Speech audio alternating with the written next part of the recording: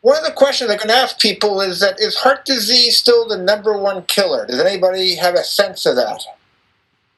Rachel, you know the answer. Is heart disease #1 killer? It is actually the #2 killer, because at one time heart disease was the #1 killer. Because of prevention, we're now #2. And if all goes well, we can be #10. That would be a wonderful thing. Who wants to have a disease that kills more people than anything else? If you look right in the middle, that's a dead person. There's a clot in that artery, and a heart attack is like a volcano erupting. You have this plaque around the outsides that just blows up, and a clot forms, and the artery is totally occluded, and you've had a heart attack. That's the sad part about these sorts of things. And there's so many ways of preventing this. And the World Health Organization has said that 80% of heart attacks are potentially preventable. You can see on the bottom corner, walking is a good way, a good starting point. You can see on your far right, you can see that you can be 20 times higher if you have a genetic abnormality called familial hypercholesterolemia. And what I learned is that if you do all the right things, you can live to 125 years. And, you know, if you look at tires, you know, my tires on my car are starting to wear out at around 58,000 kilometers. I thought that was pretty good. I'm going to show you that we can extend your tire life and your health life in the same direction. We'll come back to that over time. And again, look at the webinar on genetics and cholesterol. On your left, you can see 30 days to healthier you. You have two people there, and my question to anybody is that, who has some blockage? So we see a young lady here who's about 20. Stuart, how much, if you take a 21-year-old or a 20-year-old, is there blockage in the arteries? Yes, there are. Atherosclerosis starts really young, the day you're born, and so I am not free of the risk of getting a blockage myself. So what you're going to hear about is that probably 3/4 of us already have blockage in our 20s. I probably a little bit more, but I'm working hard on trying to prevent that. On your bottom right, we hear that this epidemic of getting a weight problem leads to so many problems, and that's certainly a big risk factor. And last week's webinar on weight management, what a fantastic webinar that was, and I encourage anybody who wants to lose weight to take a look at that. In the middle, we have the ischemia trial. So this is actually a game-changing trial that Rachel and others are going to talk about, and saying that, you know what, instead of monitoring your heart, and you certainly need to monitor your heart, but more importantly, prevention and treatment of risk factors is far more important than monitoring. What I find that many people don't want to look after themselves as well as they can, and they prefer to monitor. Well, I want to encourage you to less monitoring and more treatment of risk factors, and that's sort of something to think about. If you do things well, I think you can live to 125 years of age if you do all the right things. So I think that's the longevity of the human body, but you have to treat it well and have to have good maintenance. Next slide, please. Again, that center one is a blocked artery. And so we have really a special guest with us, John Deacon, who's going to be talking both as a patient and as a physician, give perspectives along the way. And he was told he should be dead, but guess what? He's going to be talking tonight, so he's not dead yet, and he has a lot more to say. He's a very inspiring guy, and he's been a great mentor to me and a great friend, and my job is to keep him going for a lot longer. And one of the things I really enjoy on my bike rides is having a chat with him for 45 minutes, and it's wonderful chats, and I enjoy discussions, John, and thank you for participating and for have a lot to say tonight. What's the next slide?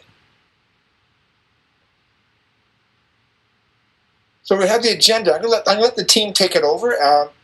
This is really an amazing presentation. Each time we've done it, it keeps getting better. So tonight it's going to be just fantastic. And I'm really looking forward to learning about atherosclerosis and how we diagnose it, treat it, and follow up, and more importantly, how we make a better impact on it, because we can do a better job.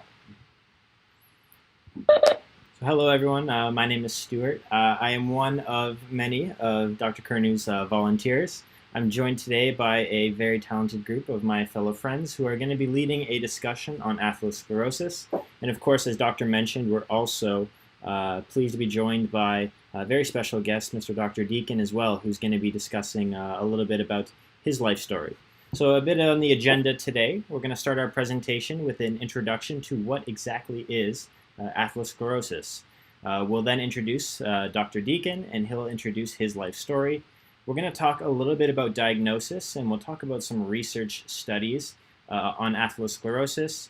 We'll talk about prevention and living with atherosclerosis, and finally, Dr. Deacon will have the final word talking about his post-diagnosis.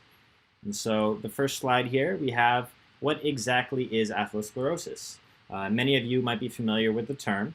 Atherosclerosis is a condition that's characterized by the buildup of plaque inside of the walls of the arteries, so inside of your arteries itself. It's composed of a number of different things.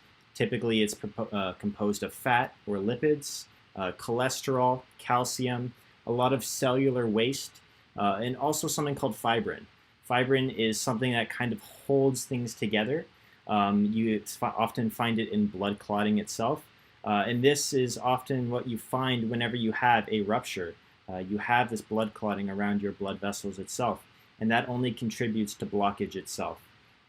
Overall, plaques are a concern because the thicker they get, the more they prevent the flow of blood throughout your arteries. As you can see right here in this diagram, you have a normal artery. This would be the absolutely ideal perfect artery. As you can see, there's no plaque buildup whatsoever. Unfortunately, plaque, and it does happen. And so you can see in this image right here that just this little plaque right here cuts off nearly 50% of all the potential blood flow that could be flowing through this artery. This is a concern because, as you know, less oxygen traveling throughout your body means less nutrients going to your organs, going to your tissues, going to your brain, your heart, and this can contribute to a number of problems, and of course one of the worst, potential stroke or a heart attack itself. And so Dr. Kearney will be able to speak to this in just a moment, but we often think about plaque buildup, and we think of something called the macrocirculation. And the macrocirculation is essentially the arteries in your body that you can see with the naked eye. So you can see right here the epicardial arteries and the prearterials. These are arteries that are quite large. And so in a typical screening technique or in any medical device, you might be able to take pictures of this and see the potential plaque buildups. Unfortunately, as the arteries get a lot more narrow to allow for nutrients to be exchanged to your tissues and organs, it can be a lot harder to see with medical imaging. And so there are plaques that, of course, can happen down here, but it's harder to take a look at. And this is an area of research. It's an area of concern. And Dr. Kearney, is there anything you wanted to talk about specifically with the medical? Yeah, so our understanding of heart disease is that far one on the left, the large epicardial arteries. Those are the ones that we image. Those are the ones that we treat at this stage. But we're also discovering that there's something called small vessel disease, there's spasm, and there's a microcirculation. And so one of the things that we're learning about is that the smaller vessels, currently we don't have good abilities to image them. We're starting to understand this, and it seems to be more common in our lady population. And it's basically a disease of spasms of arteries, of endothelial dysfunction. And one of the things I've learned is that when we do our tests for heart pains are typically, doctor, it's not a pain, it's a heaviness in my chest, often comes on with exertion, relieved by rest or nitroglycerin, lasting for anywhere from about 3 minutes to 10 minutes. That's typical angina. 3 characteristics: exertional related, it's a heaviness, it's a weight on the chest, and duration is about 2 minutes to about 10 minutes. And we're now discovering that there are people that have this type of chest pain syndrome or chest pain syndromes that occur at specific times of the day, such as at nighttime, and they're associated either with spasm or disease of the microcirculation. So sometimes we have to figure out if the pain that you're having is non-cardiac chest pain or heart pain. So today I saw two patients. One gets this chest pain that occurs randomly for no particular reason, maybe more with stress, but comes on for no reason. All the studies that we did with this show that all the large vessels are open. So this chest pain is not related to the heart whatsoever. I saw another patient today who gets chest pain that comes on with stress and with activity, but it gets better with nitroglycerin. And we did something called a nuclear medicine study that shows a lack of blood supply at certain parts of the heart. It showed it in a funnyish pattern, and when we actually did the coronary angiogram, the dye test, the vessels were open. But the characteristic of this pain is it gets better with nitroglycerin. And so this person has something called microvascular disease. So that's going to be something that we're going to be talking about, we're learning a lot in the future. So when you think you know everything, you know nothing, and there's a lot more to learn. So today we're going to concentrate on those first large arteries, and those are the ones that tend to be the most killing in our society right now. But we'll have more to come in a future webinar. So just want to share that with you, because what you're going to know today, if you know this well, you're going to know much more than most physicians do. We're going to share 30 years of knowledge. We're going to try to condense it in the next couple hours. And the final chapter is still not written. And I've learned a lot. And we'll learn more, and I'd like to share that with everybody. Next slide, please. All right, thank you. So let's talk a little bit about the progression of atherosclerosis.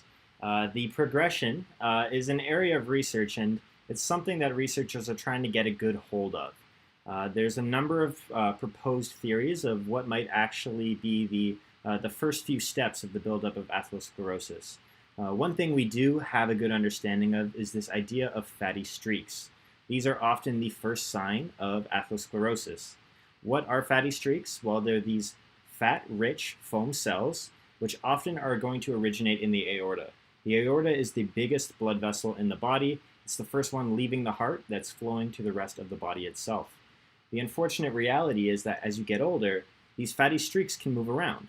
So in the first decade, they may originate in the aorta, but then in the second, they can often go to the coronary arteries, which are the arteries in your neck leading up to your brain. And also, the coronary arteries are the arteries around your heart, which provide perfusion to your heart, and the cerebral arteries are the arteries that go up to your brain itself. And so, as you can see, these fatty streaks have the potential to move around, and this can become atherosclerotic over time.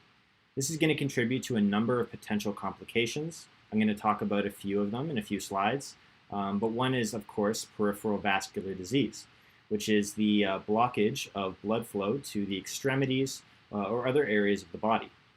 And so, Dr. Kearney likes to make the important statement that atherosclerosis starts the day you're born. We mentioned that at the beginning of today's presentation. And it can progress at different rates, and it often depends on how you take care of yourself.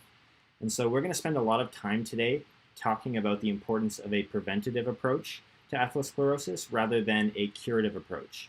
This is something that's kind of gone back and forth over the years, but there's a lot of evidence in the research that we want to share today that taking a proactive approach to your own health is often the best way to help minimize the risks of atherosclerosis moving forward. Fantastic. So again, atherosclerosis starts in the abdominal or the aorta, the big pumping artery coming out of your heart, and then progresses up and downwards. Goes in the coronary circulation, goes to the neck, and goes to your legs. It goes everywhere. And it's a very diffuse disease. And basically, atherosclerosis is not a reversible disease. It's a treatable disease. You can retard the rate of progression, and you can have healing of arteries. But you're not going to wipe the disease away. There's no Drano to the arteries. And so maybe Trump has one. I don't know, but I don't know of a Drano to the arteries. Yeah. And so there are two main subcategories of these potential plaque buildups that we want to discuss today. The names are self-explanatory in many ways. The first one we want to talk about is vulnerable plaques. Vulnerable plaques are, as the name implies, vulnerable to rupture and then blood clotting to help patch up these ruptures. So essentially, if you look down here, this picture right here is a good example of a vulnerable plaque. As you can see, there's this thin fibrous layer right here, which is containing this really large pool of fat cells. And in this area right here, you have a lot of inflammatory cells. This is what's going to lead to the formation of thrombosis or blood clotting whenever it actually breaks. And so, because it's vulnerable and because this layer here is so thin, the potential for it to rupture is quite large. And when this happens, you have the defense mechanism of the body forming a little blood clot, which is going to help kind of bandage up this little breakage that you see right here.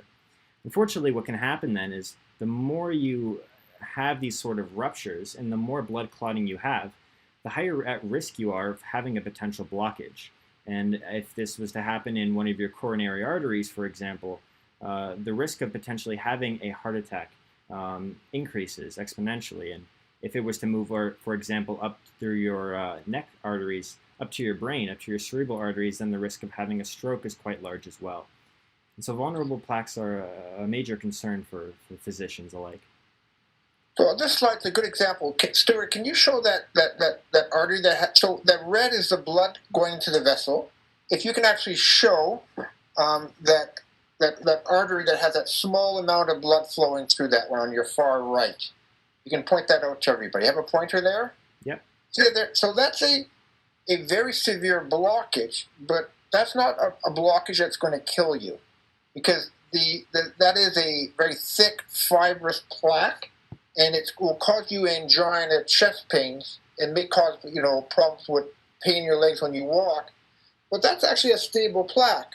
Where the ones on the bottom are the ones where the war is going on. Atherosclerosis is a war between the vessel itself and the blood supply, and what's carried in the bloodstream damages the vessel wall.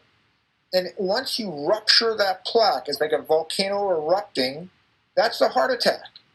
And unfortunately, this kills 60,000 plus people in Canada per year.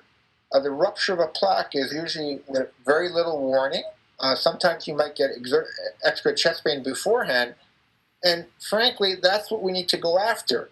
And one of the things that you're going to, if you understand this session quite well, is how to identify vulnerable plaques and how to take a vulnerable plaque and heal the plaque. And we're going to show you and talk about that. So it's not the severe blockages I'm most worried about, it's the plaques that are prone to plaque rupture. Historically, we just look for the most severe lesions to squish and bypass. Now we're going to take an approach in 2025 of identifying vulnerable plaques and treating those differently than stable plaques. Right now, we don't do this well clinically, but I can use some clues how to do this. So this is actually a very important concept. So just think about that, remember this picture, and we'll talk about this more as time goes on. Fantastic explanation. Go ahead, Stuart. Thank you. Just to finish off, the stable plaques, as Dr. Kearney absolutely touched upon, is they are less prone to rupture because they have this really, really thick fibrous layer right here, which is going to help keep these lipid cells and these in the bloodstream kind of separated. And so the risk of them actually rupturing is far less. However, you might know that you might have stable plaques because it may cause you some severe angina or chest pain.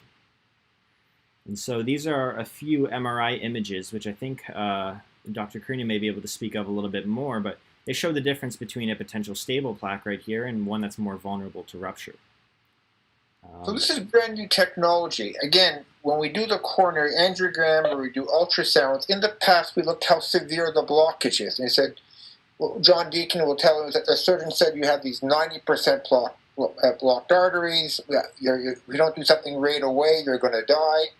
I'm going to show you and argue that we need to find out which ones are the plaques that are going to rupture and how to identify that. We now have new technology. One here is an MR study. We now have ultrasound technology.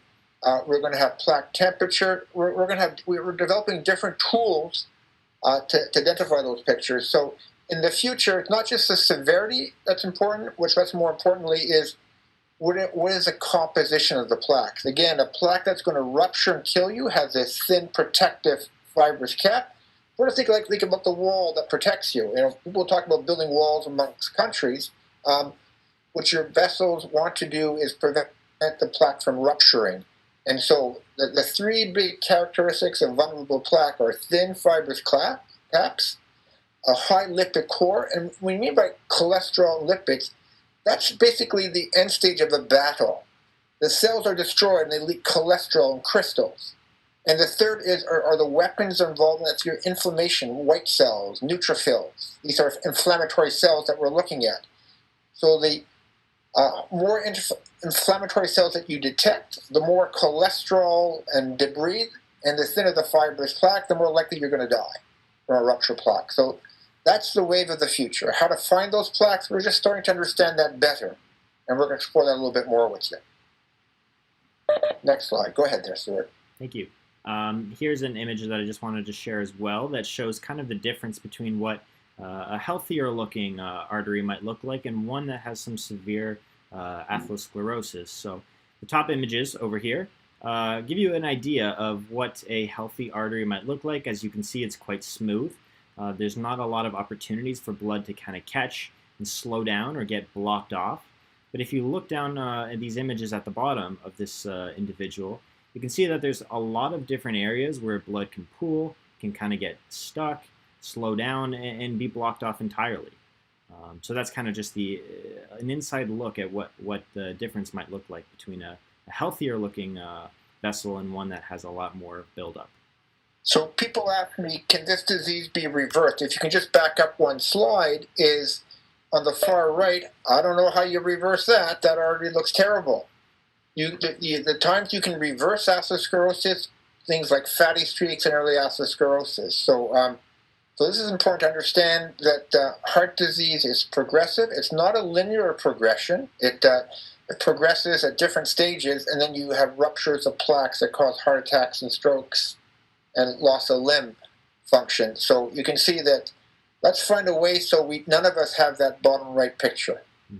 Go ahead there, Stuart. Thank you. So I think we explained it quite thoroughly, but just as maybe a final recap, so if anyone's just wondering, here you have a plaque buildup, a plaque blockage, which is an issue. As you can see, there's a lot less blood flow between these two vessels right here. What happens when you have a stable artery is this one right here has this very thick capsule, which is going to happen to protect the lipid layer and prevent the possibility of a rupture. This one is vulnerable because it has such a thin layer, and when it breaks off, you have blood clotting, which is going to help close up the layer and protect the vessel itself. But unfortunately, it's kind of counterproductive because in many ways it can also damage the vessel walls as well, and it only contributes to more blockage. So that one in the middle, the red thrombus, that's a heart attack. The plaque's unstable. You have this crushing chest pain that won't go away, doesn't get better with nitroglycerin. It just came out of the blue. You call 911, two aspirin, and head to the Hamilton General Hospital if you live in the Hamilton area, because that's where the best time to have an angiogram or an angioplasty is when you're having a heart attack.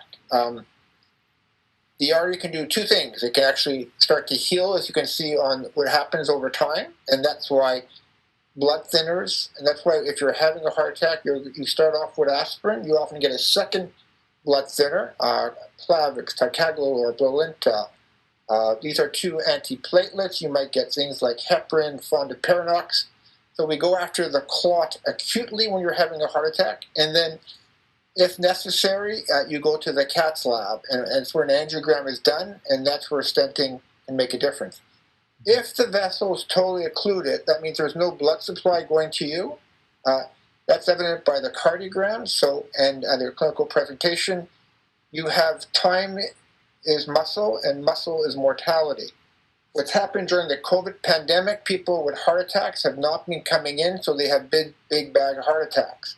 If you think you're having a heart attack, call 911. Get to a place that can do an intervention. Don't sit on it at all. Obviously, if you think you're having something else, you don't need to go to the hospital. But if you're not sure, better to be safe than sorry. So the best place to evaluate if you think you may be having a heart attack is in an emergency room. It's not in your doctor's office. It's not a phone call. It's in the hospital. And so this is something that I'm quite interested and excited to kind of share. A lot of the times whenever I'm doing research on some of these presentations, the individuals that are in these research studies are far older than I am, and so I feel like I might be a little bit protected of the potential risks or the things that they're assessing in these studies.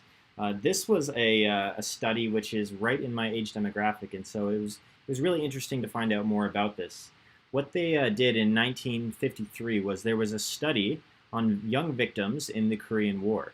Unfortunately, these individuals sustained to their injuries, but what they wanted to investigate was whether they actually had coronary coronary atherosclerosis in these young victims. And what they found was that in 77% of these young victims, there was indications of this buildup of plaque in their coronary arteries.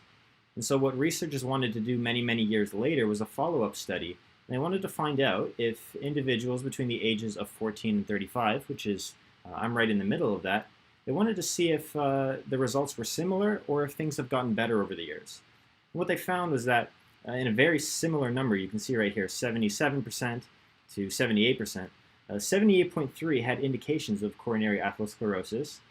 21% of them had a blockage of 50% of their vessels, and about almost 10%, so almost 1 in 10, had 3/4 of their blood vessels blocked off, or at least some of their blood vessels blocked off as a result of the buildup of plaque. I think this is just an indication that it starts early. It starts, as doctor said, the day you're born, and so we have to kind of be conscious and aware of these types of things because unfortunately it can kind of sneak up on you. And I think that's what the next study is going to show you as well. So again, in your 20s, 3/4 of us have blocked arteries. That hasn't changed. In fact, it may have gotten worse because we're not as physically fit as we were before. We're more overweight. We have more high blood pressure. We do have lower cholesterol, and we don't smoke as much as before. But you can see that if you do an autopsy on someone who dies for another reason, you can see that 3/4 to 80% of individuals by the age of 20 have quite significant blockage already developed over time. And our ability to detect this is starting to understand that a little bit better. So this is actually just the coronary arteries, and we're going to look at other territories and other vessels as well. That's amazing information. So let's look at other areas of the body. This was a study that was taken many, many years later, somewhat recently in 2015. This is the progression of early subclinical atherosclerosis study. Subclinical essentially means that it might not be clear or it might not be obvious to an individual at the clinical level, but it has the potential to become something that is clinical and serious over time if not treated. So the study itself was investigating the presence of atherosclerosis in several different arteries, the carotid arteries in your neck, the aorta, as well as the iliofemoral arteries, which are the arteries in your legs, in over 4,000 asymptomatic, so they didn't even know they had any concerns, patients between the ages of 40 to 53 years of age. What they found was that males were more prone to subclinical atherosclerosis, but even for females, the number was quite high. Almost 50% of them, almost 1 in 2, had signs of subclinical atherosclerosis. And in these populations, they found that the average between all of them was that 44% had iliofemoral plaques in their legs, 31% had carotid artery plaques, which goes up into their neck and through their brain, and 25, so 1 in 4, had plaques build up in their aorta itself. And I want to show some of this research on the next slide here. There's a nice pictorial diagram right here that shows the prevalence in both males and females in the study. You can see that, for males, the number is still quite significantly larger, but that's not to say that the number for females itself is a small number to begin with. You can see that almost 1 in 4 had carotid artery plaques. Almost 1 in 5 had abdominal aorta plaques. And 30% had plaques in their legs going down to their toes, and so it was very severe in both males and females. This is a diagram that shows the prevalence of all of the major vessels that they studied in both males and females. So the males were in the blue and the females were in the red. And you can see that, as I mentioned, males were more prone to risk in all of them with the exception of the aorta itself. But regardless, the number is still quite high for pretty much all populations. regardless of how old you are, between the ages of 40 and 54, the number was a lot larger than one would like to see. So the main takeaway here is that you could have severe subclinical atherosclerosis and you might not even realize it until it potentially could be too late. And so taking a early and proactive approach is very important to help to try and minimize the risk of having a complication in the very near future. Is there anything you wanted to add to that, Doctor? Yeah, so this is actually, we just showed you initially autopsy data where people who died from other reasons. So autopsy is sort of the gold standard.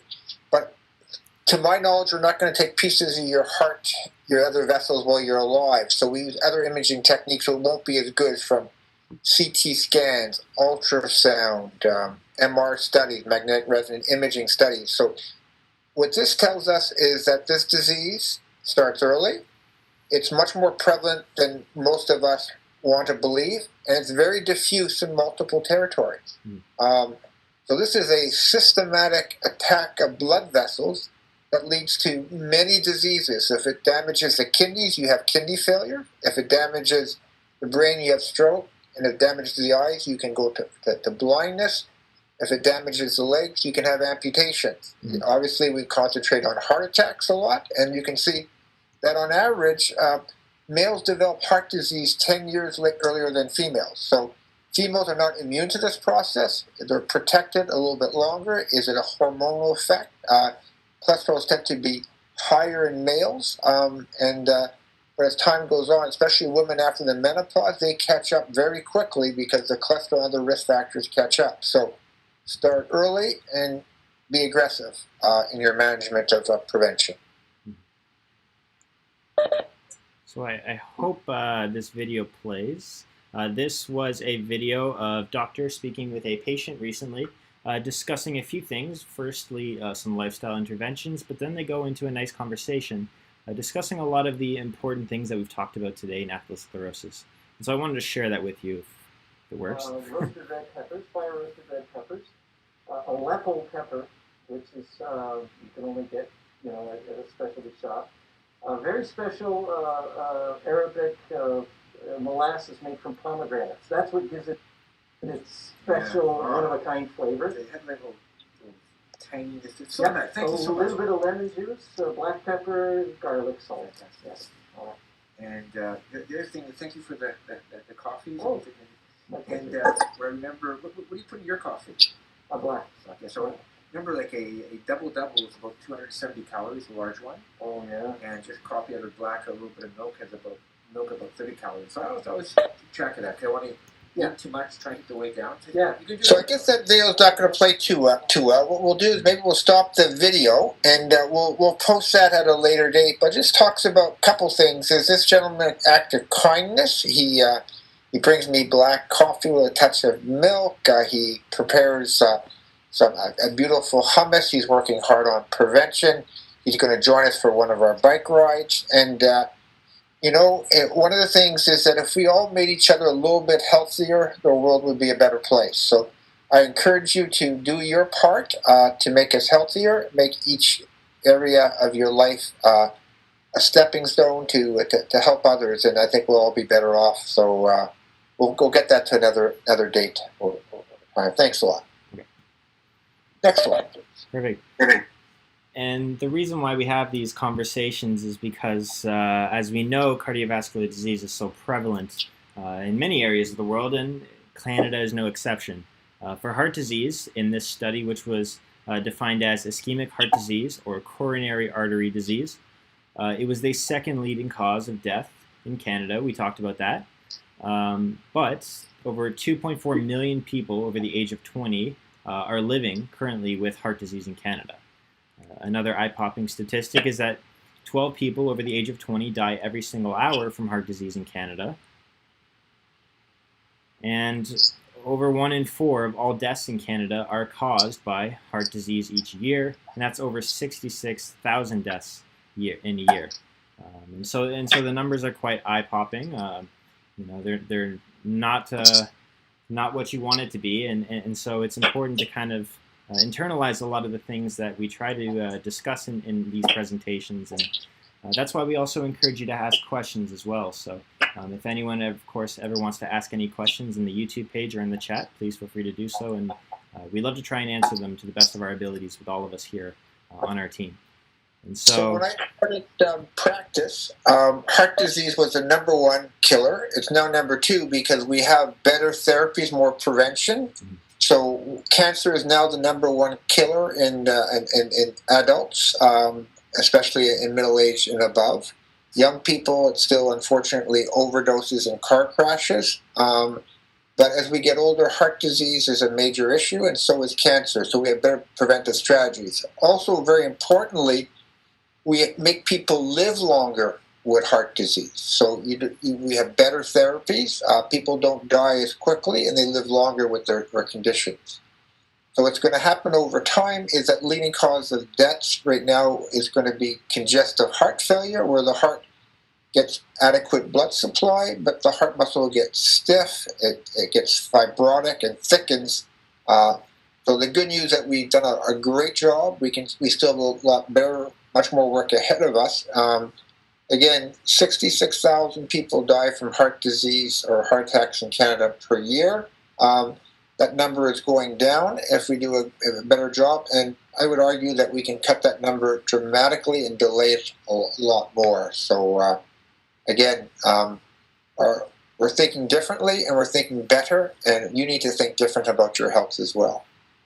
And it's message #1, it starts early, and I don't know anybody on this webinar, in this room, or on this planet who doesn't have some degree of blockage formation. We all have some degree. And the question is, how many vulnerable plaques do you have in your body, and how to take a vulnerable plaque and make a stable plaque? Because you can do it. Mm-hmm. And so just a brief touch upon symptoms and complications that atherosclerosis can cause. A lot of people might say that, well, I didn't know I had atherosclerosis, and the only time that they ever found out was whether they had some chest pain, or on a more severe case, they either had a heart attack or unfortunately a stroke. And so it's important to recognize that we've talked about it many times already, but it's important to be able to be proactive and recognize it early, because it can lead to a number of complications. It can lead to coronary artery disease. It can lead to a heart attack or a stroke. We talked about it leading to peripheral artery disease into your extremities, your arms and your legs. And it can lead to an aneurysm as well if the walls of the arteries become so weak as a result of the damage it takes over the years. And so in the past, we always talked about surgery. We always talked about some sort of severe or major treatment to help treat atherosclerosis. But today we've started to realize now that taking a preventative approach through lifestyle interventions, through medications, through diet, exercise, and taking care of your well-being is often the best way to manage it.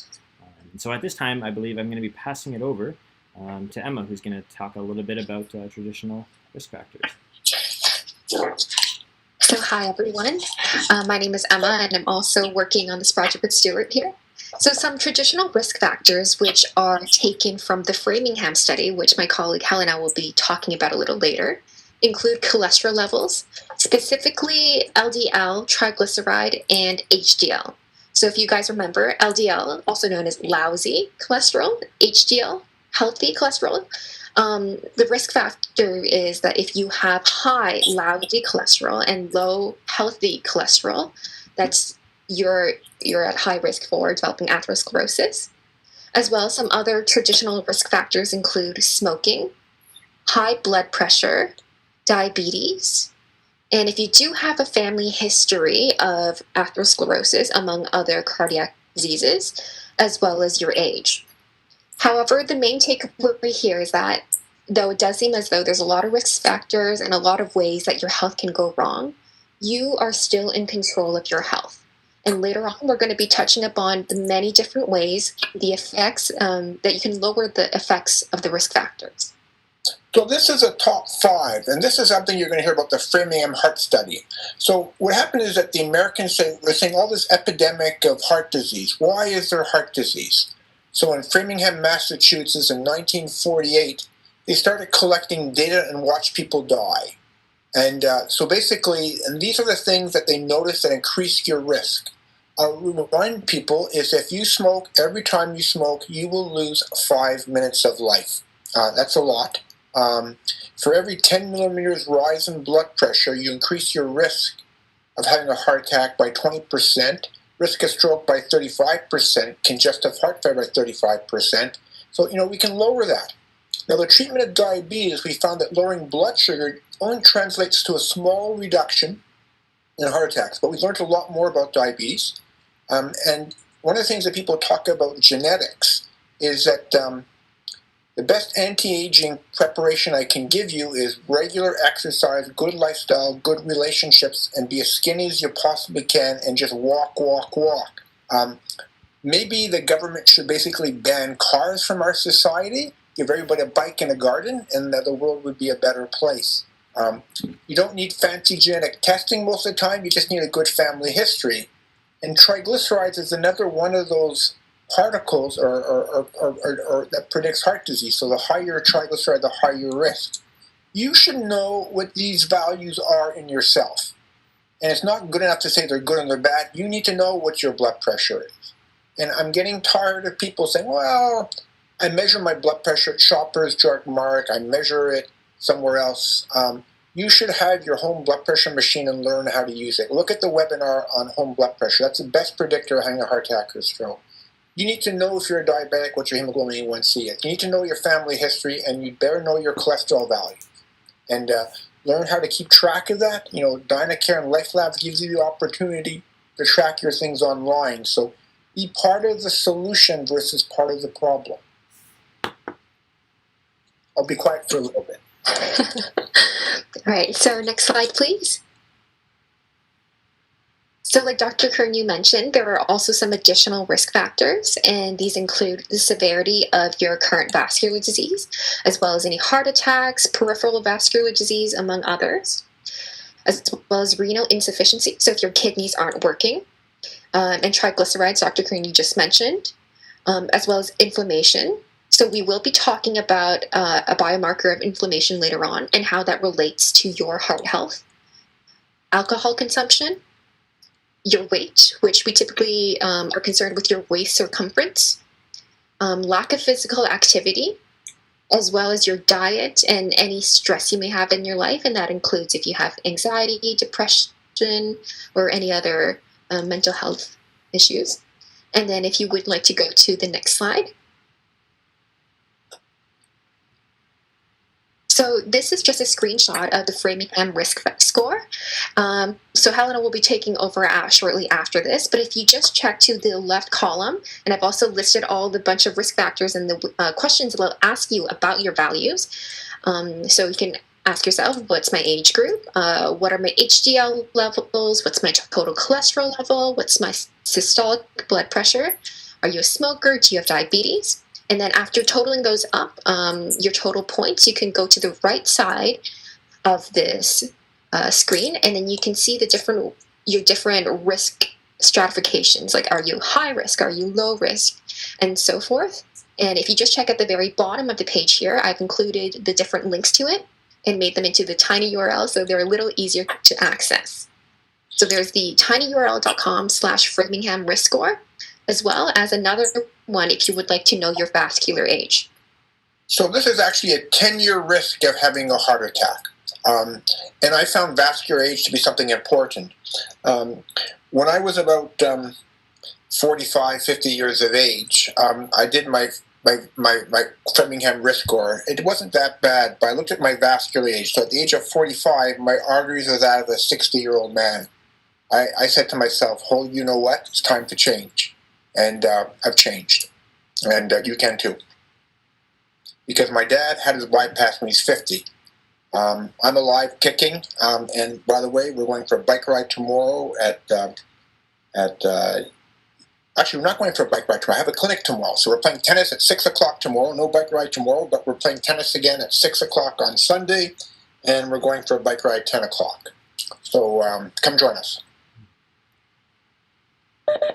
And just for those who are also interested in taking a look at the Framingham risk score for themselves, I will include the links in the description of the YouTube video as well so that you can take a look at that.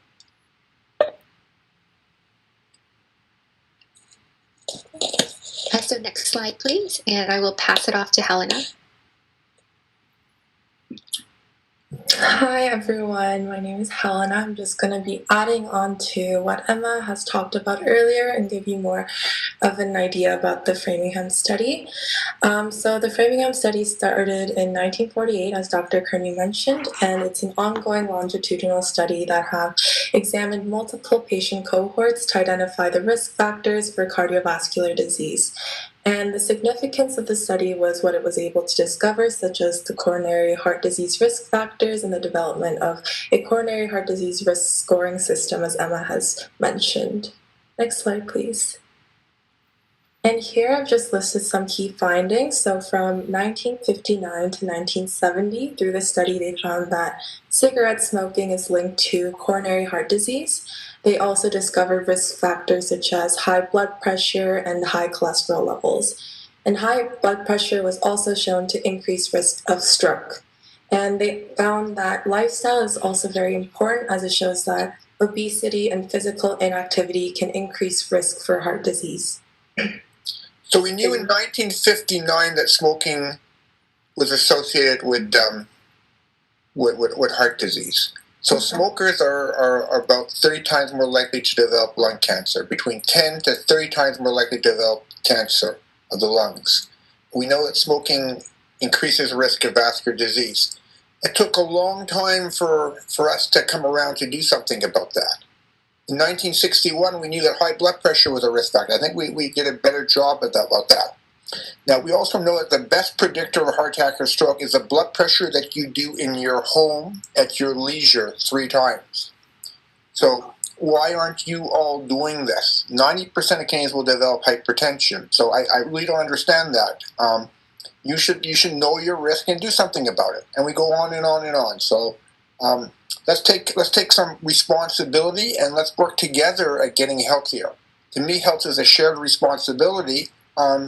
But I need everybody to figure ways to be part of a healthcare team that's better for you and making you healthier. Remember, while you're waiting for that phone call, that visit, you should be looking at all these webinars and you should be reading up and studying so you can ask really good questions about pertinent to yourself. Don't wait for the plaque rupture. And let's get your vulnerable plaques under check right now. Next slide, please.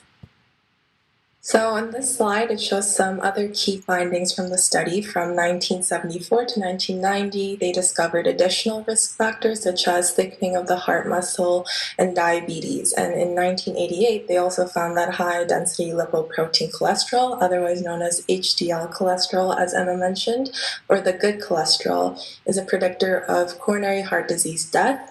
So it basically means lower levels of HDL cholesterol can be indicative of poor cardiovascular health and may be an indication of cardiovascular disease. And lastly, findings show that irregular heartbeat is linked to stroke risk. These findings show how important the Framingham study was for growing our understanding of cardiovascular health in general. So you can actually see by looking at an ultrasound test or sometimes an ECG if the heart muscle is already thickened, if the heart doesn't relax. So we can actually really predict far in advance what's going to happen to people. And the 2 leading causes of thick heart muscle is your weight and your blood pressure. These are important to start working on as of today.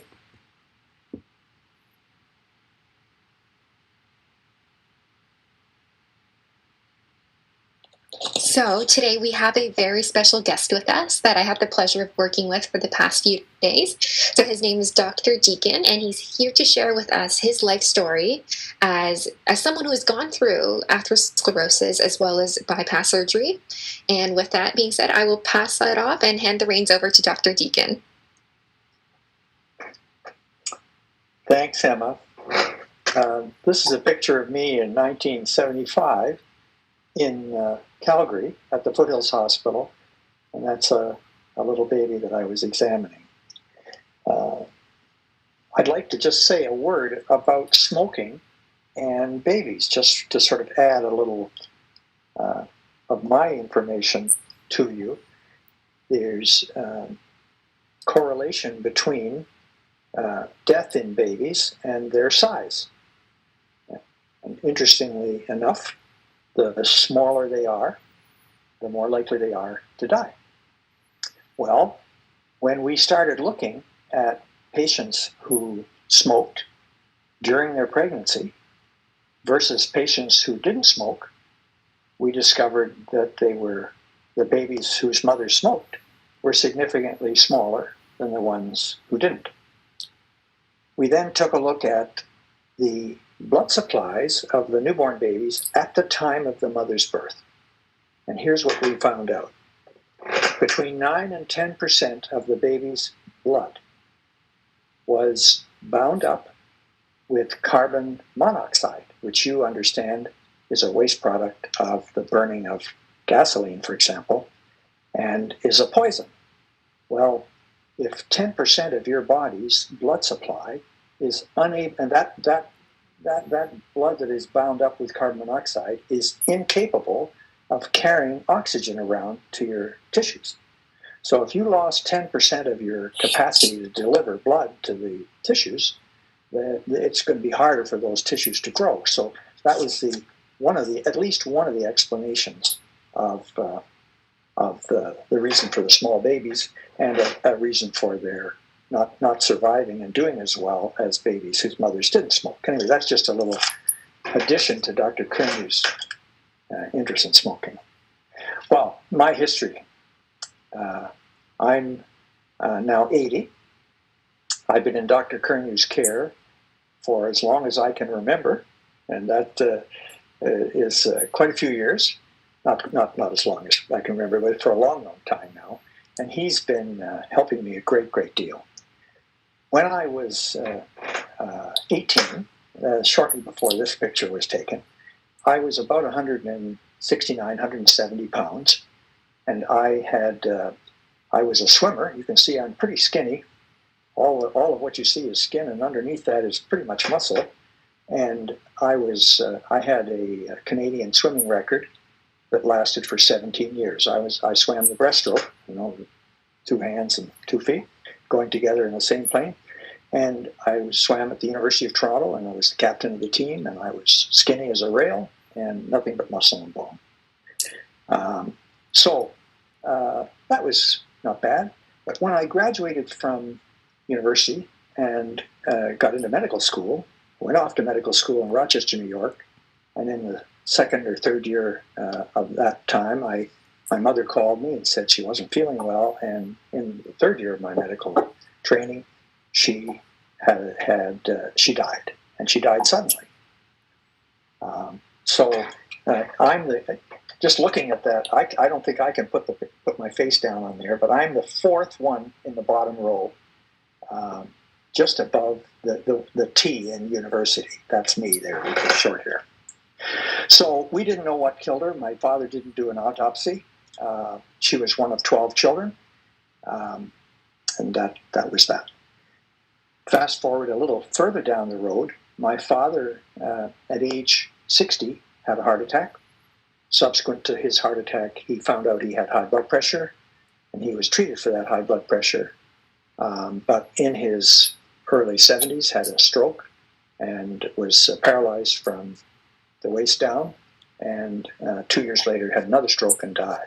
So in my family, there's a history of heart attack, probably in my mother, heart attack in my father, and 2 strokes, and started looking around for other possible family things. Don't you know, my mother's father had diabetes, and he died of a stroke. So that's the sort of what was in my family. I didn't put this together until after I got sick. So what happened with me? I kept swimming after I graduated from medical school, and after I started practice, I kept swimming every day. When I was in medical school, I would swim maybe a mile or 2 a day, which is quite a distance. When I was swimming competitively, I was swimming 10 miles a day. I don't know if you can imagine how far 10 miles is to swim, but it's a long way. Well, anyway, I was practicing in 1986, and I was 36 at the time, and I was in a hurry to get to a delivery at another hospital where twins were being born prematurely. And so I ran from the nursery across the parking structure and into the garage. And by the time I got to my car, I had a tickle in my chest. And I stopped for a few seconds. The tickle went away, got in the car, and drove and did the delivery. 2 or 3 days later, the same thing happened again. I wound up in the hands of one of my chums who was in practice with me. And he put me in through a whole bunch of tests, including EKGs and all kinds of other things. Nothing showed up until I got on the treadmill, and when I had the stress test, lo and behold, there was signs of ischemia. I wound up then having a cardiac cath and angiogram, and they were able to tell that the blood vessels supplying the 3 major blood vessels, which Dr. Coronary can explain to you better than I can, supplying the various parts of the heart, were narrow. And the degree of narrowness they measure as a percent of the whole. If the whole is like this, what percent narrowing did I have? And the answer is I had 1 vessel that was 90% blocked, and two vessels that were between 90 and 95% blocked. And as a result of that situation, the doctors in 1986 told me that there was, given the symptoms that I just had and the blockage that they showed, that the odds are that I would have a heart attack and die within 6 weeks. 50-50 chance I was dead in 6 weeks. That was the numbers that they gave me. So at that point, I wound up having a bypass done, and they did 5 blood vessels that were bypassed. There was not the excellence in placing stents then that there is now, so they felt that the risks of putting the stents in was just too much. So they did the bypass instead, and I walked out of the surgery. Can you back up that slide there? Just give me that surgeon slide there. One more. Just back up a little bit. Just back up a slide. Back up one. An earlier slide. So an earlier slide. So one of the things is that back up one more. So show me that surgeon, that 50-50 chance. I've never met a surgeon who said, I got to you just in time. So first of all, John's story is far too typical. He had a very positive family history. How much did you weigh at the time when you had your bypass? I was 208 pounds when I went into the operating room. But the maximum weight I had reached during the years that I was practicing was 220. So I was about 11 pounds lighter than I was at the maximum. But my weight at 18 was 170. So Dr. Deacon went from a skinny superstar athlete to a middle of the road person with central adiposity, and within how many days or weeks of symptoms did you have? The symptoms that I had were within 2 days, 2 or 3 days. So he developed symptoms within a couple of days. Now he was lucky. He didn't have a heart attack. He had warnings from blocked arteries.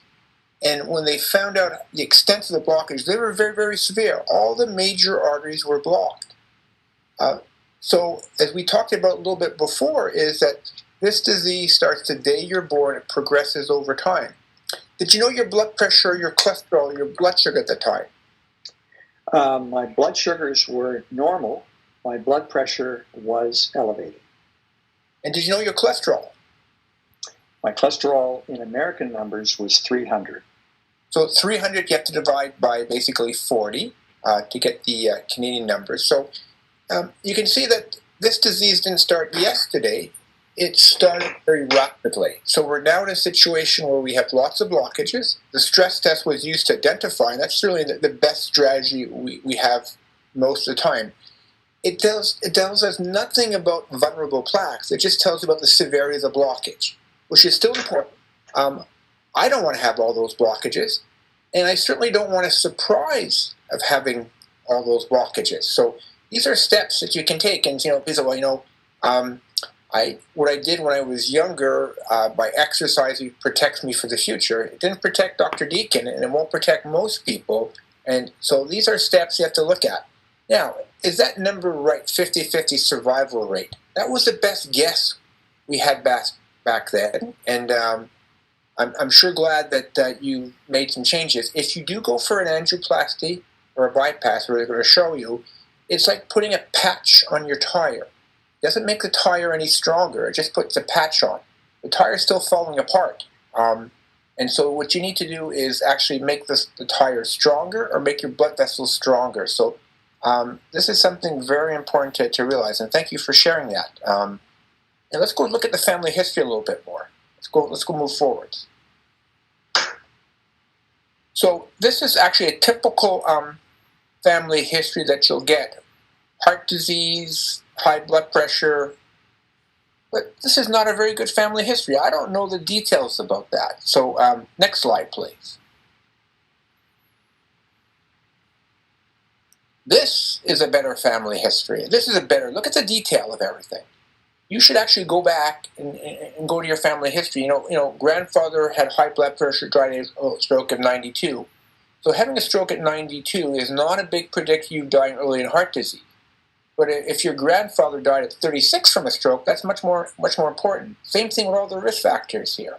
And so really, really important. So John's history was that, mother died early, probably died sudden death from a heart attack. So spend a little bit of time be a health detective and really think about this and write down your family history. So I want everybody to think about this, is chase their family history a little bit. Ask your brothers and sisters, aunts, uncles, your parents if they're still with you, and try to get much more detail. I know my dad had a bypass. It seems like when you're in your residency, I was actually in the hospital when I heard that my dad had chest pain for the first time and also required a bypass operation. So back then, we bypassed a lot more things quicker than we do today. And we're going to actually spend some time telling you when is the best time to have a bypass, angioplasty, or medical therapy. So we've come a long way. Is there any other part of the story you want to tell us about this part here, John? I don't think so. I think the interesting thing for me, and just in retrospect, was the lack in who was taking care of me and my family, was the lack of the identifying conditions that might have helped. Both my mother and father, for example, smoked. I was exposed to that smoke. They smoked a pack of cigarettes a day in the house. So I was exposed to that smoke as well. That doesn't happen now because smoking is not supposed to occur in the house. But I wonder, what's the effect of cigarette smoke exposed to children from the age of 0 to 18? I wonder what the effect of that is. Identifying high blood pressure early. Well, when I was in practice, we started measuring the blood pressure of newborn babies and watching to see whether any of them had blood pressures that we didn't like before we sent them home. And why not check their blood pressures and see whether there's risks right away? But also their mothers and fathers. Why not know that? So my opinion is, I wasn't during my lifetime, I wasn't significantly aware of the risks that I could have changed that might have helped me. Now, should I have put on that weight? No. But 2 years before I had my bypass, I was in I was swimming in the Senior Olympics, and I won in Wisconsin, in the preliminaries in Wisconsin. I won 8 medals, 4 gold medals, 3 silver medals, and a bronze medal. I was still swimming my heart out. So in terms of Dr. Crugne riding his bicycle, I was still in the pool going back and forth at a great pace and still doing very, very well for myself. So it wasn't that I wasn't exercising, but that wasn't enough with the history that I have to prevent the development of the disease. So John also had an unrecognized familiar form of cholesterol problem. So if he knew that his cholesterol was that high with that family history today, you would be recommended to have therapy for your cholesterol, probably with diet and lifestyle changes and medications in your teenage years at this stage. So this is how we treat this today. Yes. But we didn't know that back then. And a lot of things we don't know. Remember, Framingham started in 1948, and we're evolving over time. So we're learning a lot over time. And there's things that that I think the smoking certainly played a role, but I think you also had a genetic cholesterol problem that was unrecognized, and we didn't know that.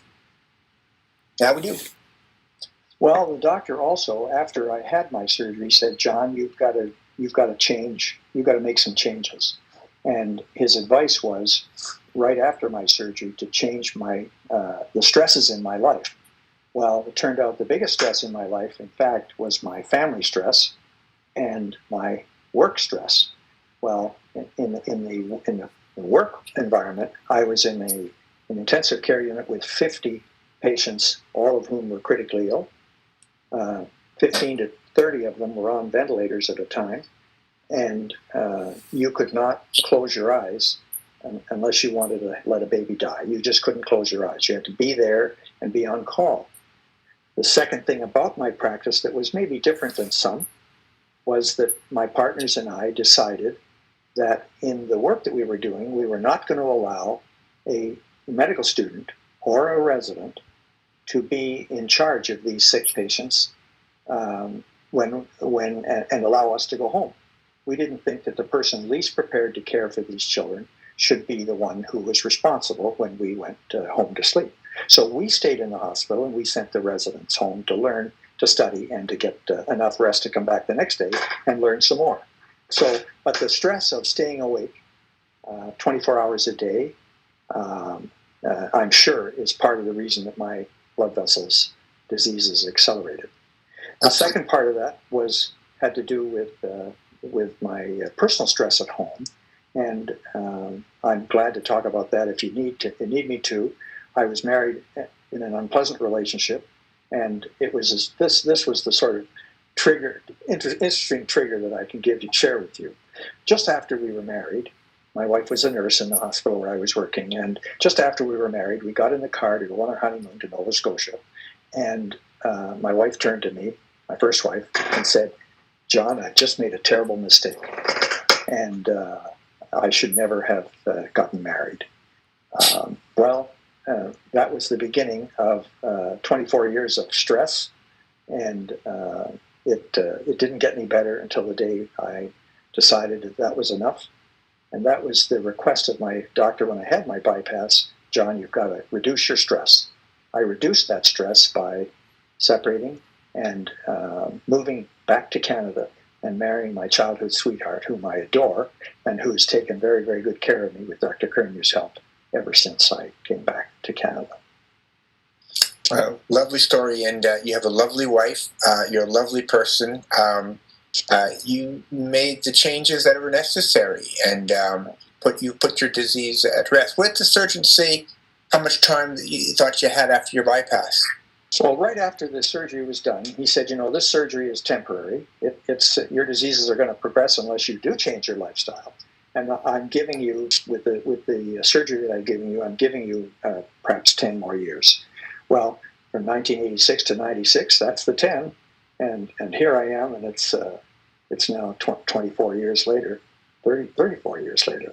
So that's quite a lot farther, and a lot of that has to do with the gentleman who's in charge of the cardiac clinic above a certain Shoppers Drug Mart. So I just want to thank you again, Greg, for all the things you've told me to do and that I've been able to do. Now, one of the things that was big for him was when he first saw me was, "John, you're too heavy."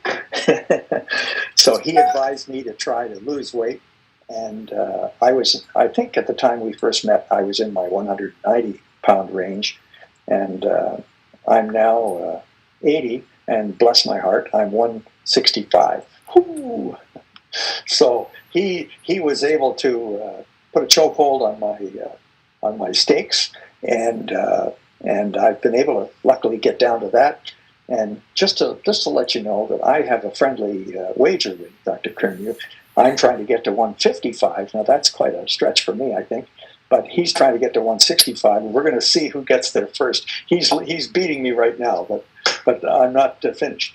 So I just weighed myself today. I'm at 170 today, John. So I'm 5 pounds away. You're getting too close to me. But you know what? It's one of the hardest things to do. But it's also one of the enjoyable things to do because we have this friendly wager to charity. I would be glad when you get to your weight. I'll contribute to any charity of your choice. I know you're going to do it, and I just want everybody else to be healthier. And I'm really enjoying the challenge. And people say, how often should you weigh yourself? Well, right now I'm in a good space right now.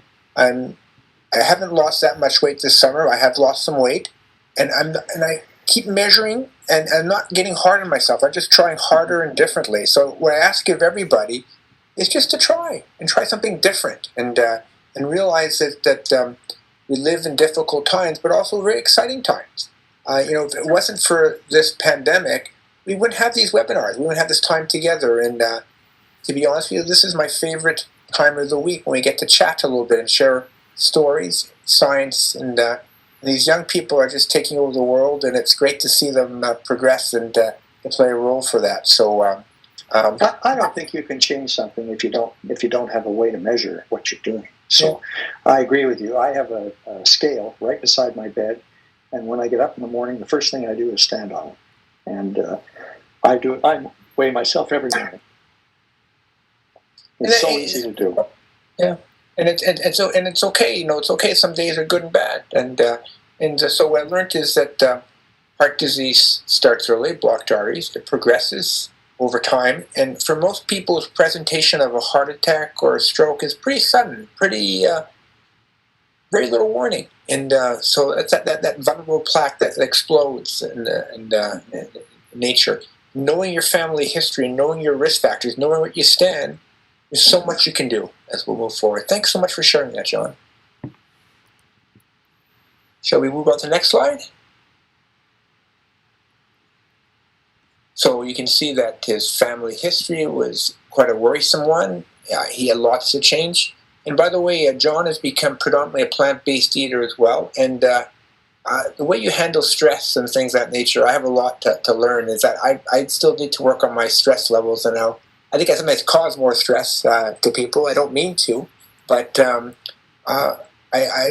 learning quite a bit more, and I really like that webinar we did on resilience, and it's something I listened to about 5-6 times, and I encourage everybody who has any degree of stress or how to want to get stronger emotionally to take a look at that, and please have your friends, everybody look at this type of thing, because they're really well done, and they're full of science, they're full of practicalities, and they're just full of good information.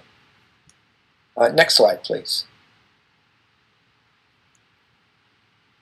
All right, living with atherosclerosis, part 2. Next slide. All right, who's doing this part? Hi. So we're going to start talking about what we can do when you know that you have atherosclerosis. Because in the first part we talked about how atherosclerosis develops and how we know that it starts early in the age. And now we're going to talk about what we can do about it. So first is a diagnosis. In order to treat a problem, you need to know that it's there. You want to know how severe it is. And there are a lot of different ways that doctors can do that. We talked about a lot of these tests in our cardiac testing webinar a bit earlier, I think last month. There's ECGs, which test for your heart rhythm. There's stress tests, where we put you on a treadmill and see if your heart responds properly to stress. There's echocardiograms, where we can see the structures of your heart. And nuclear medicine tests, where we can see the perfusion of the heart muscles. And all of these can be used to diagnose heart disease and atherosclerosis. So these tests, many of you may have done it before, because if you're one of Dr. Cooney's patients, you probably have risk factors, and he probably made you go on a treadmill before. And the next time you're at Dr. Cooney's office, feel free to ask him, show me my test results, show me my heart on that echocardiogram. I want to see what it looks like, because it's actually very fascinating. When we do an echocardiogram, we look for more than just atherosclerosis. We can't look for atherosclerosis, but we can look for other things that can cause chest pain, because narrow blood vessels is not the only thing that can cause chest pain. You can have trouble. You can have problems with the muscle itself. You can have troubles with the biggest blood vessel, the aorta, and the valves that open up to the aorta. So we look for a lot of things on these tests, and feel free to ask Dr. Cooney to see your test results and to see what your heart looks like next time you're at the clinic. There is something else that patients sometimes do, next slide, and it's called a calcium score. You may have heard of a calcium score before from a friend or from a doctor, from someone else who's done the calcium score. The score is basically measuring the amount of calcium in your body, and that can help you determine the risk of atherosclerosis. It ranges from 0 to hundreds. Generally, the higher the calcium score, the higher the risk of heart disease. The best score you can get would be 0. However, having a calcium score of 0 does not mean you can slack off in your prevention. So that doesn't mean you can eat pizza all the time. That doesn't mean you don't have to worry about your weight, your smoking, your alcohol, because there are false negatives.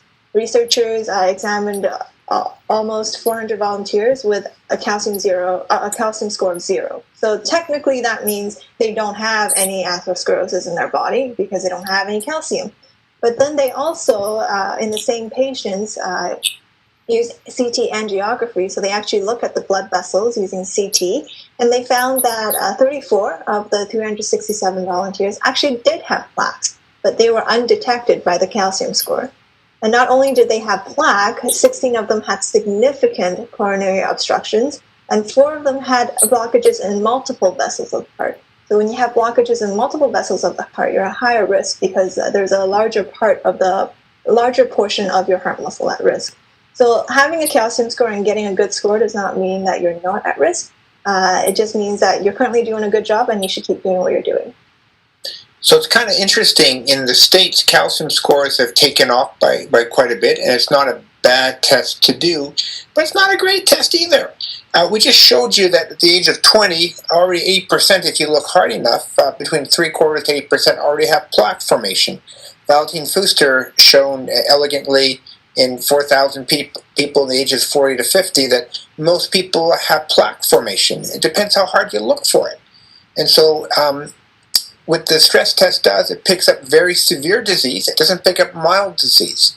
And none of these tests that we use clinically right now tell you about vulnerable plaques. And so I think what I've learned is that it's nice to test, but it's more important to treat. And a negative test should not be reassuring. If you have a positive family history, you're overweight, you smoke, you have diabetes, you think about you're under too much stress and things of that nature, you're likely going to have a heart attack. And having a negative stress test or a negative calcium score doesn't make me feel better. It means you have time to work on prevention, but it's not a reason not to treat.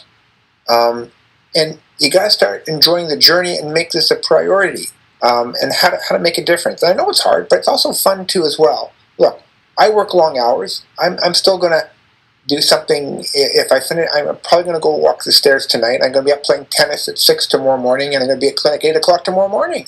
So if I can do it, you can do it, John can do it, Rachel can do it, we can all do it. And one of the things on your stress test is how many METs of activity can you do. So METs is a measurement of physical fitness, and basically you want to be able to do over 9 to 12 METs. If you can only do 5 METs of activity or less, that means when you get sick, you're not going home. You don't have the reserve to look after yourself. So let's work harder to get fitter. Remember, for every 1 MET increase in activity or fitness, mortality from heart disease falls by 10%. So being more fit makes you live longer. We'll keep working at it. And certainly, knowing your diagnosis, as Rachel points out, is important, but knowing how to change your risk is even more important. And next slide. So, as we previously mentioned, inflammation is one of the risk factors and is related to atherosclerosis. So the big question is, how do we actually measure inflammation? Because if you take a look to the figure on your right, it's a little bit chaotic, and this is just some of the general, almost I would say, abbreviated pathways that are related to inflammation. So what we do is, if you want to click on the next slide, instead, we measure for C-reactive protein, and CRP just helps provide a snapshot into that chaos. Because otherwise, trying to measure everything over there, trying to pinpoint one of those things, it's absolutely too difficult to do. So next slide. CRP, go back one slide. If you have 80% to CRP for most people is rated how big your tummy is. So if you have a big tummy, you have high CRP. The fat cells in the abdominal cavity are very metabolically active. So I think a tape measure is more important than measuring CRP for most people. But CRP is still a useful measurement. But more importantly is to work hard on this. And we're learning a lot more about inflammation. You can see it's very complicated. And we're starting to understand that treatment of this directly can work. And Emma's going to show us how to do that in a little while. Go ahead. So C-reactive protein is just another way to help doctors like Dr. Curnew to kind of pinpoint what your risk of developing heart disease is. So it's produced by the liver, and it's typically taken in a simple blood test. And so it indicates inflammation. So the important thing to note here is that it won't tell you what is inflamed. Instead, it'll say that it'll answer the question of, is there something in my body that is inflamed? So another version of CRP is known as high sensitivity CRP, and that test is specifically more so for your heart and those levels. And high CRP or high hs-CRP levels are associated with risk for stroke, cardiovascular disease, peripheral artery disease, as well as other diseases. So if you click on the next slide, as well, CRP, the protein itself in its own right, might potentially add fuel to the fire of atherosclerosis. So it can, some studies have shown that it can promote clotting, can bind cholesterol, as well as stimulate even more inflammation. And looking at the bottom in the red, we can see that damage can lead to inflammation, which can lead to further plaque growth. And so what's really interesting, if you like to flip to the next slide, are some different ways that you can decrease CRP, because eventually we really want to just decrease CRP, as well as these different treatment options will help other parts of your body as well. So in one systematic review, which is basically just a way that scientists look at all the possible studies that fit the requirement and see what's the average or what's the overall effect of exercise on CRP levels. So in this systematic review, which included 83 studies in nearly 4,000 people, they found that with exercise, there is in fact a decrease in CRP. And that effect is greater when there's a decrease as well in BMI or percentage of fat. So unfortunately, because of the way the study was kind of done in a systematic review, there's no specific value, but we do know that there is a decrease that is in fact significant when you do exercise. So onto the second row, we can see that weight loss in another systematic review found that if you do exercise, there is in fact, or if you do lose weight, you do decrease your CRP levels. So for every 5 kilograms of weight loss, you typically lose, or the average, the mean change is 0.65 milligrams per liter. And then in the third column, so this is plant-based eating, specifically comparing a vegan diet, so that means no animal products whatsoever, versus the American Heart Association recommended diet. So the AHA recommended diet already is very typical, so it's very like high variety of fruits, vegetables, low-fat dairy products, fat-free, and it's all already concentrated on lean meats and reducing your meat consumption. But when you compare it to the vegan diet in this EVADE trial with 100 people, you saw that your CRP levels, if you were on a vegan diet, decreased by 32% more than compared to the people who were on the recommended diet by the American Heart Association. And and all of these results are significant, meaning it wasn't by chance that this percentage drop happened. And then lastly, in the last column, last row, is fish oil, specifically EPA. And I believe that there was already a webinar on this, or Dr. Crane, you must have mentioned to many patients, and this was part of the Reduce It trial. So this trial had over 8,000 people. And the important thing to note here is that not all fish oils are created equal. So that means that if you are going to consume fish oil, really the study looked at EPA specifically.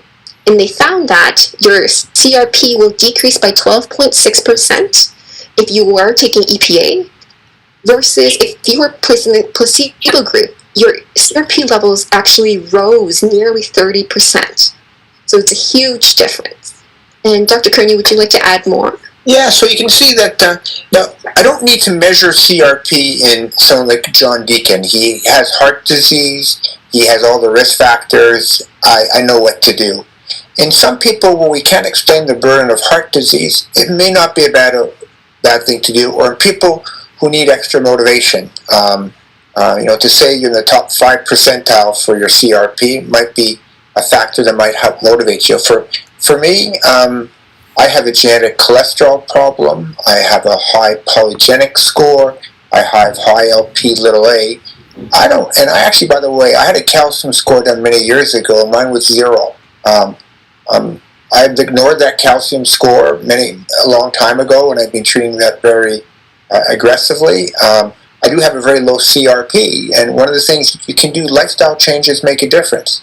Now, pure EPA found in the REDUCE-IT trial took a very special preparation, and if you look at the triglyceride video, you'll get more details about that. So the fish oil you buy over the counter right now probably is not going to be effective. And so lots to learn about here, but these are just ways you can actually impressively lower CRP, and I'm quite impressed the value of exercise, weight loss, and what you eat can make a huge difference in this. And so thanks for sharing it, Emma. So next slide.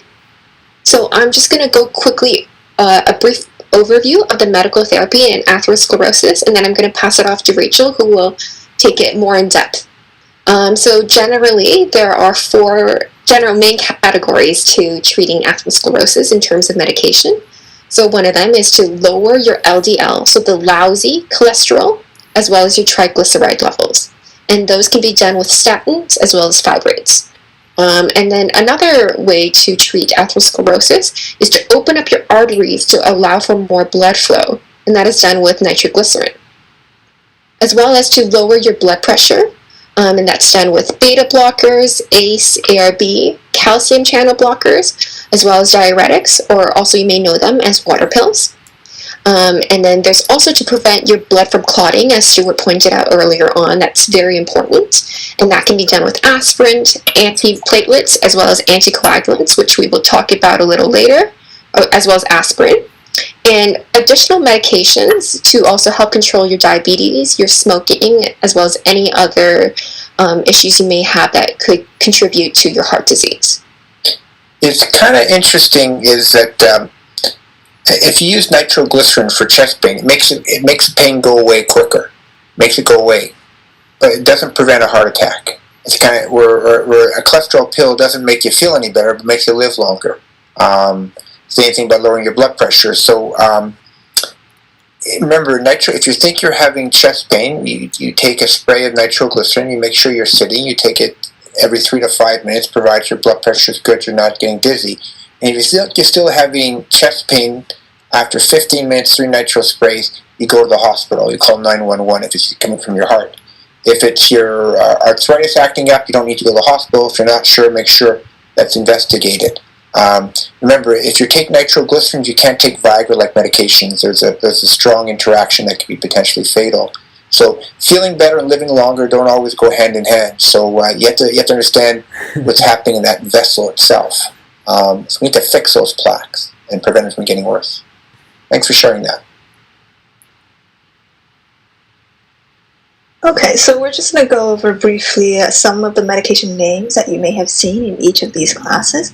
So in terms of statins, we talked about a lot about statins in a lot of our webinars. The 2 main statins you'll see are atorvastatin, also called Lipitor, or rosuvastatin, called Crestor. The fibrates, which are mainly used to treat triglycerides, the main one in Canada is fenofibrate, also called Lipidil. The next category, where we call them vasodilators, so they open up arteries to allow blood flow. Next slide. Is the nitroglycerin. So there's 2 main types of nitroglycerin. There's one in the spray form. We often call them nitro spray. And there's one in a patch form called nitro patch. That's where you just stick them on during the day, and then they'll help decrease your chest pain. So in an emergency situation where you think you have a heart attack and you have a nitro spray with you, use as directed. So Dr. Kearney said every 5 minutes. If you use it more than 3 times and it's not going away, call 911.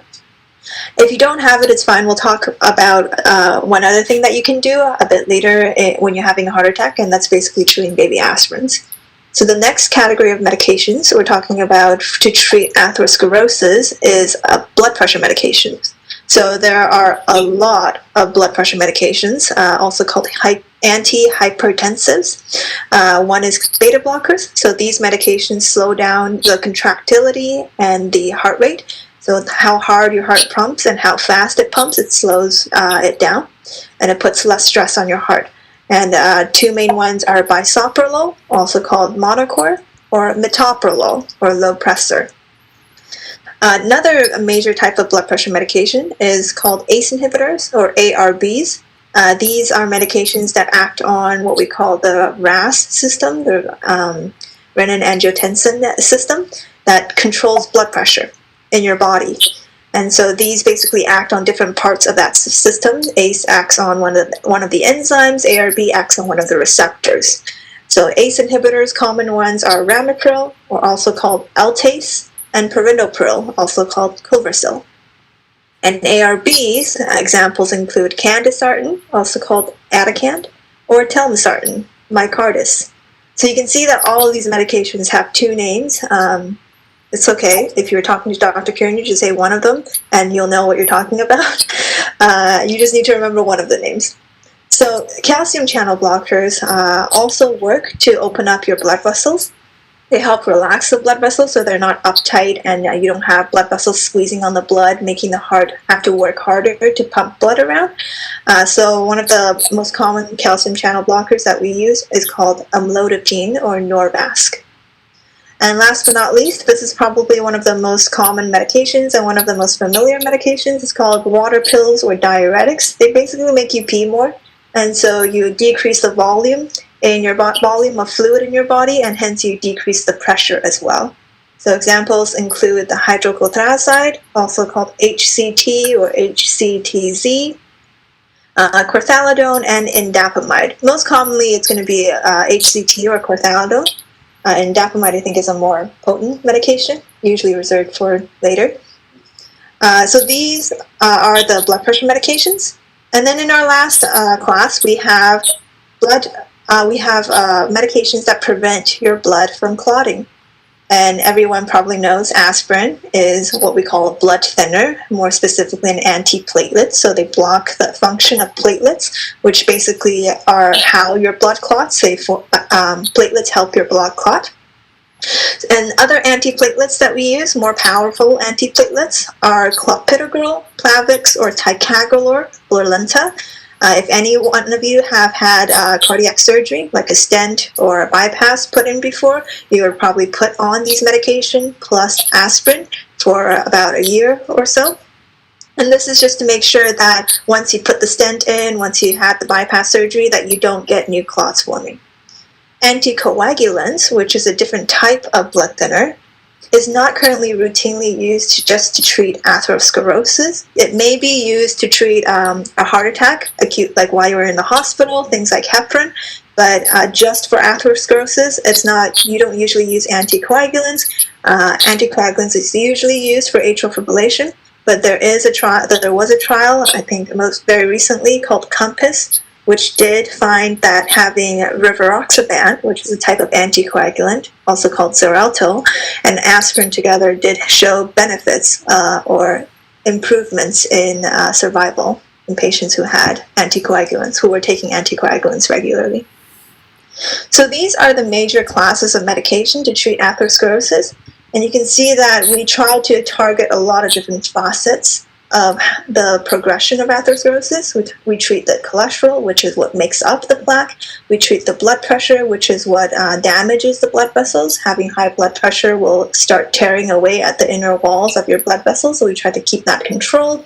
We open up the arteries to make sure that you have better blood flow and to relieve your chest pain. And we prevent the blood from clotting so that you don't get a heart attack or stroke or clot in your leg. So atherosclerosis is a multifaceted disease. You can't just do one thing and expect that it's going to treat or improve your risks. You need to target multiple different directions and aspects.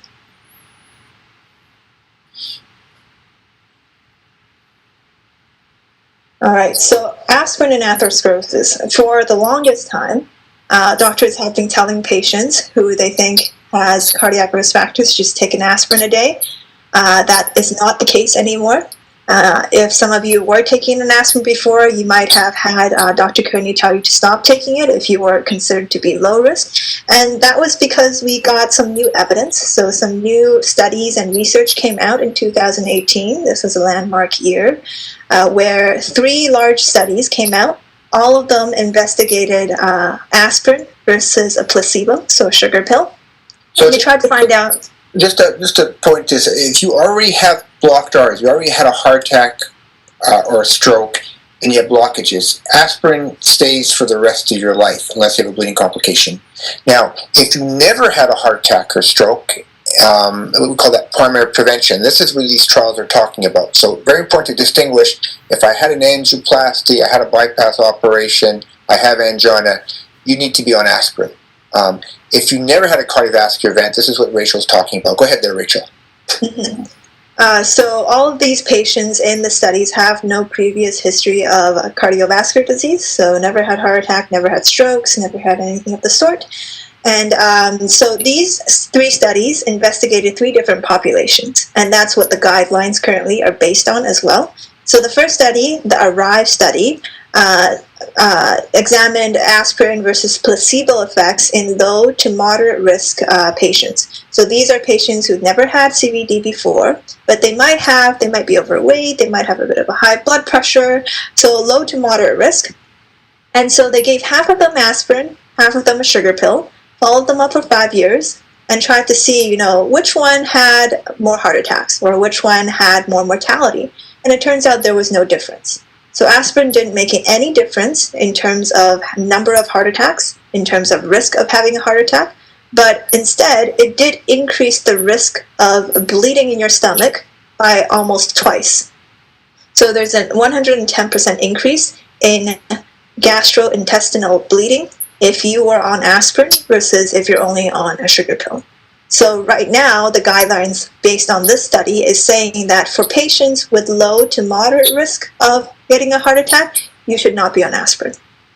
For the ASPREE study, which specifically targeted the older adults, so the seniors in the population, and these seniors were given aspirin versus sugar pill, also followed up for almost 5 years. And again, it showed having aspirin did not decrease your risk of having a heart attack, but it did increase your risk of having a major bleed. And we don't want that to happen, especially in the seniors. It's very dangerous to have a major bleed, especially in your brain. So for the ASCEND study, which targeted the diabetic population, they followed up the patients for 7.4 years, again, giving 1/2 of them aspirin, 1/2 a sugar pill, and they did find some benefit to the aspirin. So if you're diabetic and you're on aspirin, you have 12% lower chance of getting CVD, cardiovascular disease, but you have a 29% higher chance of having a major bleed. So when you look at the pros and cons, the pros being 12% less heart attacks versus 29% more bleeding, you can see that this isn't really a favorable thing to do. You're getting more bleeds and you're getting less benefit in return. So the guidelines based on these 3 studies are basically saying if you have low to moderate CVD risk, don't take aspirin. If you're an older adult maybe you need to really be careful if you're trying to take aspirin because you're at higher risk of bleeding. If you're diabetic and you've never had heart disease before, also not recommended to take aspirin. So this is just a major update in the medical field. So recently. it's amazing. So we change our behavior. So at the start of the webinar, I was wearing my mask. I took off my mask because when I would start the webinar, I had another student in the room. So I need extra protection.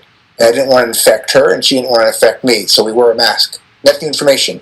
Now, if you're not at risk for heart disease, or your risk is relatively low, you overall you get maybe a 12% reduction in having a heart attack.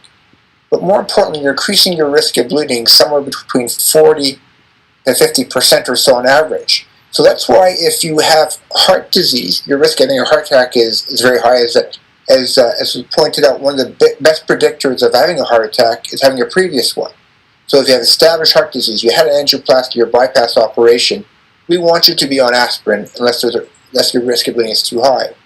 In people who've never had a heart attack or stroke, we want to use other strategies to lower your risk of heart disease, such as blood pressure, cholesterol, lifestyle changes, having good relationships, and those are the important things. So, and that's a dramatic change. You know, as information changes, we change it. So this information came out in 2018. So for many years, I used to give aspirin before your first heart attack. Now I don't do that anymore. I change, and that's wonderful. Thank you so much for explaining that, Rachel. Anything else you want to say about that? I just want to say that after looking at these numbers, please weigh before stopping your statins, because statins are much safer and more effective than aspirin at preventing heart attacks. There are people who would gladly take a daily aspirin a day thinking that they're helping themselves and stop their statin when they have a little bit of muscle pain. But when you look at these numbers, aspirin isn't helping you. The statin is, and the statin is much lower risk than an aspirin. So put this into perspective, is high-dose statin therapy decreases the risk of heart disease by 50%. I'll repeat that. High-dose statin therapy lowers your risk of heart disease by 50%, low dose by 30%. And the chance of a cholesterol pill killing you, 1 in 2 million. The chance of aspirin killing you, 1 in 5,000, will cause a fatal bleed. So, you know, you're absolutely right, is that we have something that's far more effective and far safer, yet people choose not always the best therapy. Good point. Thanks, Rachel.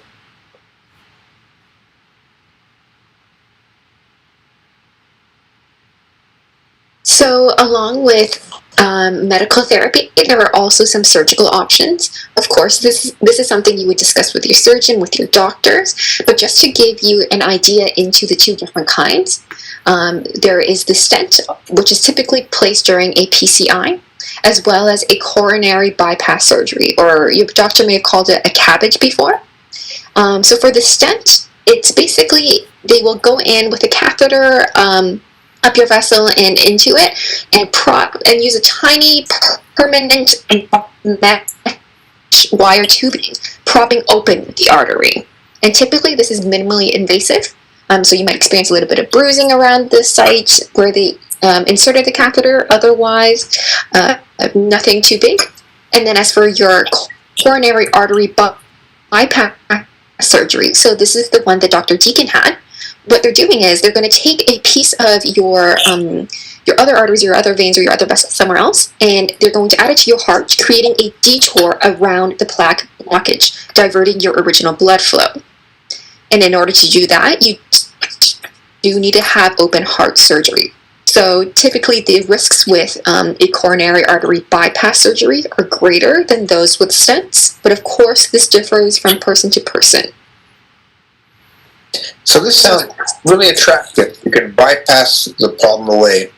You're not bypassing the problem away. You're giving relief, you're getting extra blood supply. You're not treating the disease process whatsoever. And the mistake, most people say, I feel better, but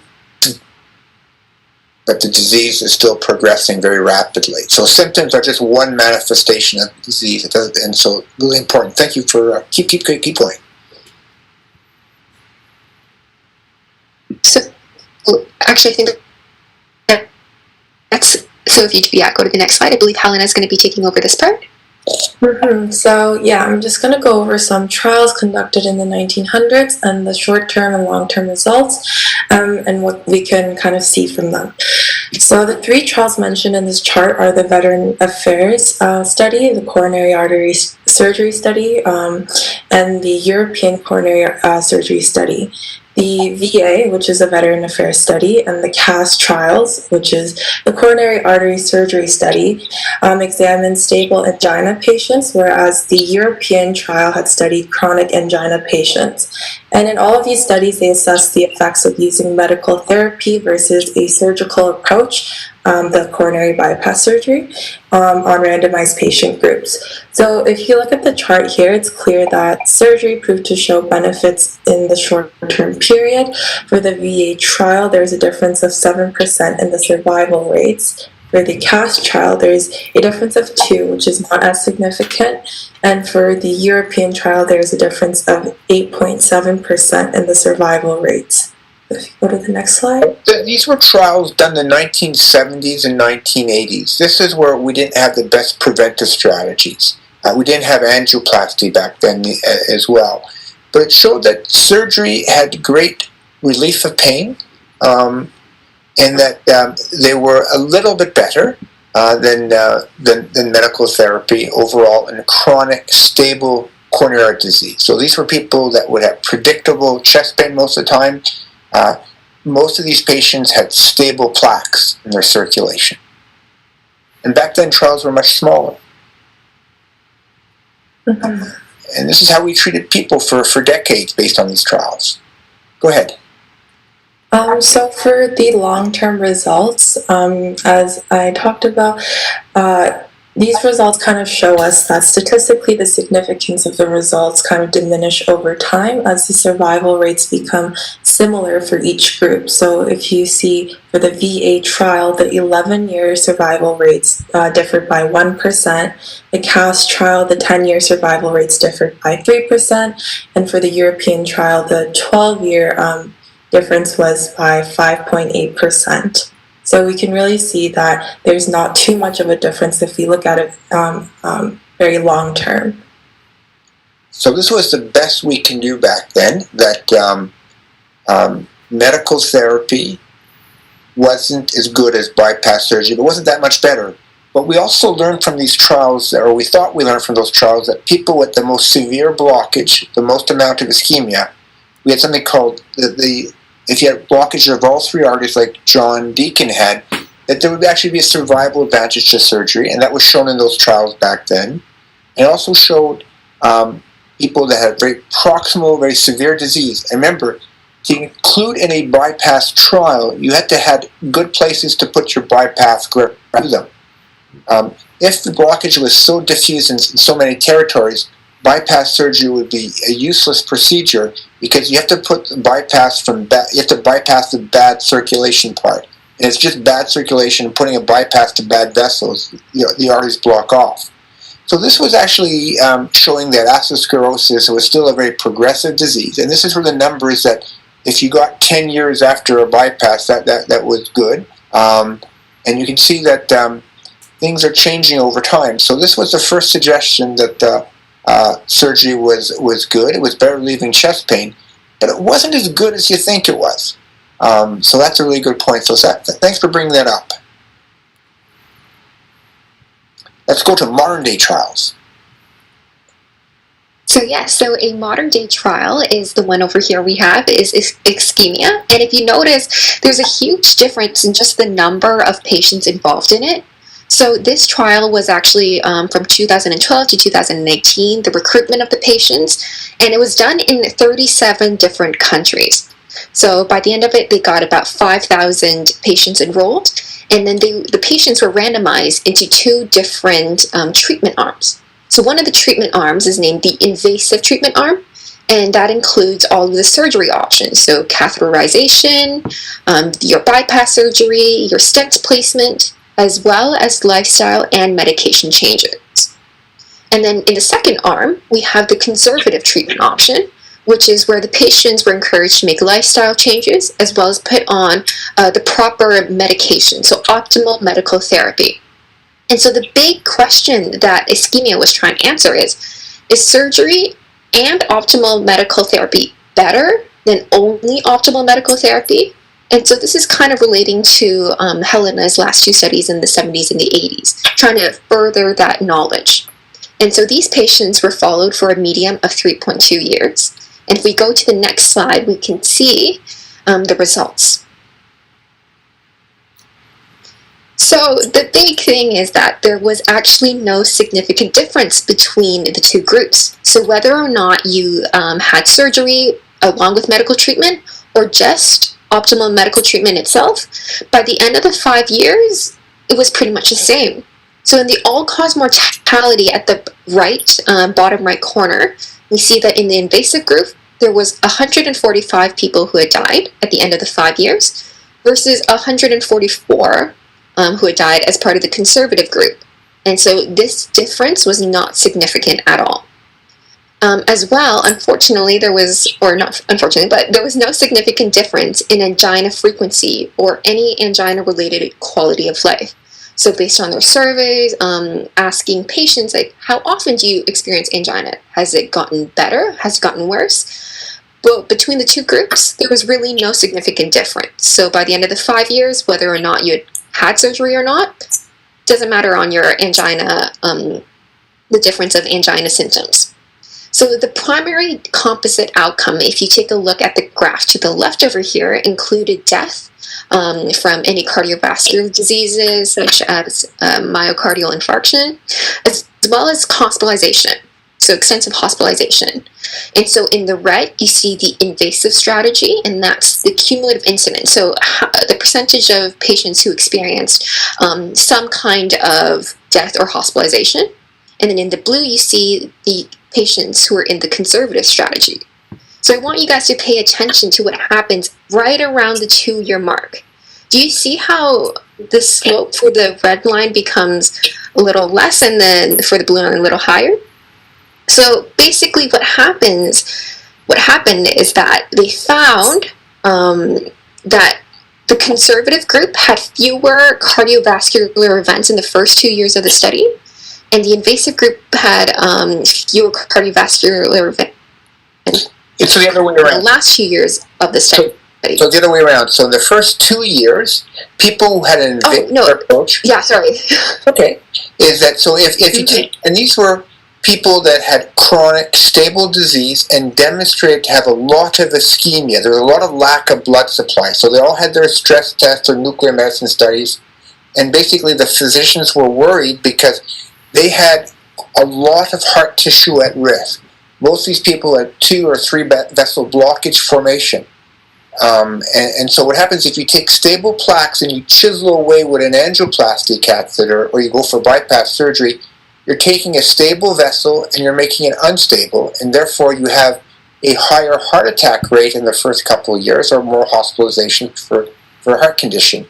And as over time goes on, it looks like that if you really get rid of all the lack of blood supply, you have potential for a better long-term outcome. And now the special part about this trial, the first thing is, if you look at the mortalities, they're quite low. If you go back to the trials we had before, the mortalities are quite high. So the treatment of coronary artery disease between the 1970s and 2020 are totally different. We have better therapies. You don't die as you used to. And because medical therapy is so much better, you live longer. And it's hard to show a difference between a surgical or angioplasty and medical therapy. Remarkable. Now, this trial, like any trials, has its limitations. One of the things that people got a blinded CT, so they had a CAT scan done, and everyone was blinded to that. And so we excluded something called left main disease, so-called widowmaker, and patients weren't overly symptomatic. If you have lots of angina, doing an angioplasty or doing bypass surgery is better relieving chest pain. If your arteries were unstable, these patients weren't included. And if you had a left main lesion, which we don't identify in clinical practice, you were excluded by the trial. But this trial has lots of value. It tells us for the vast majority of people, there is no rush to do an angiogram. Angiogram carries a 1 in 1,000 risk that you will die. It carries risk of strokes and heart attack. So this gives you opportunity to work on diet, lifestyle changes, and the best medications. So this is wonderful news that we don't have to rush into something. Now, John Deacon's a different example. His pain accelerated. It was a brand new pain. He was unstable because within a period of a few days he had new chest pain, and he was in trouble. So we had some clues that was new. But if your symptoms are stable over time, we have time to pause. And in this trial, about 30% of patients were crossed over. So if you were randomized to medical therapy and you needed to have an angioplasty or bypass surgery, you were allowed to do that, and that occurred in about a third of patients throughout the trial. What else do you want to tell us about this trial, Emma?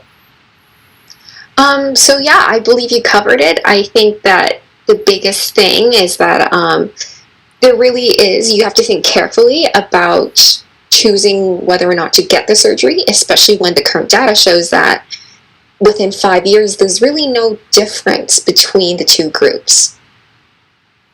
Absolutely. Thank you for showing that. So next slide.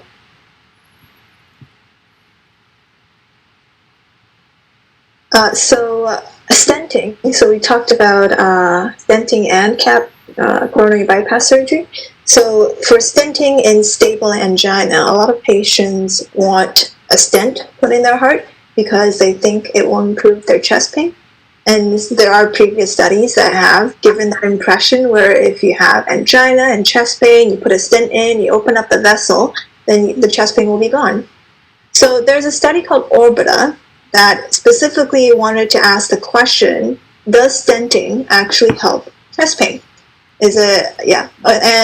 Basically they recruited 200 patients with angina and at least one significant blockage in their heart that was stentable. So it's in an area where it's appropriate to put a stent in. If the stent isn't able to go in, then you're not included in the trial. So these 200 patients, they are randomized into two groups.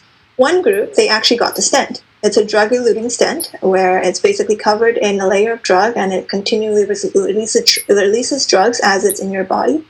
And the other group, they got put to sleep, they put the catheter in, and they just came out without putting any stent in their heart. So the patient didn't know what happened. They were put to sleep, but they did the procedure, they just didn't put the stent in. It's called a sham surgery. So you thought you were getting an angioplasty. They lied to you. Yes. So what happened is that before everyone got the procedure, the researchers put them on a treadmill test. They tested how long they could go on the treadmill on a stress test. And they also gave them questionnaires. So quality of life questionnaires like how bad is your angina, how frequent is your angina, how limiting is your angina, physical limitations, and what is your quality of life. They ranked their symptoms on a questionnaire, and I have the scale here at the bottom. We will go over that in just a bit. So they did that before the surgery. And after the surgery, after they've recovered from the surgery, they did the same thing. So they put them on the treadmill again to see how long they could run. And they also gave them the same questionnaire to see if there's been any changes in their symptoms. And the result is that if you got a stent, you could exercise for 28 more seconds. If you got a sham surgery, if you were put to sleep, you could exercise for 12 more seconds. That's not really big of a difference if you're talking about going on a treadmill. So there isn't that big of a difference between getting an actual stent and just being put to sleep, although it is an improvement in their exercise time. So it is an actual improvement. It's just, it doesn't matter if you got the stent or if you just got put to sleep.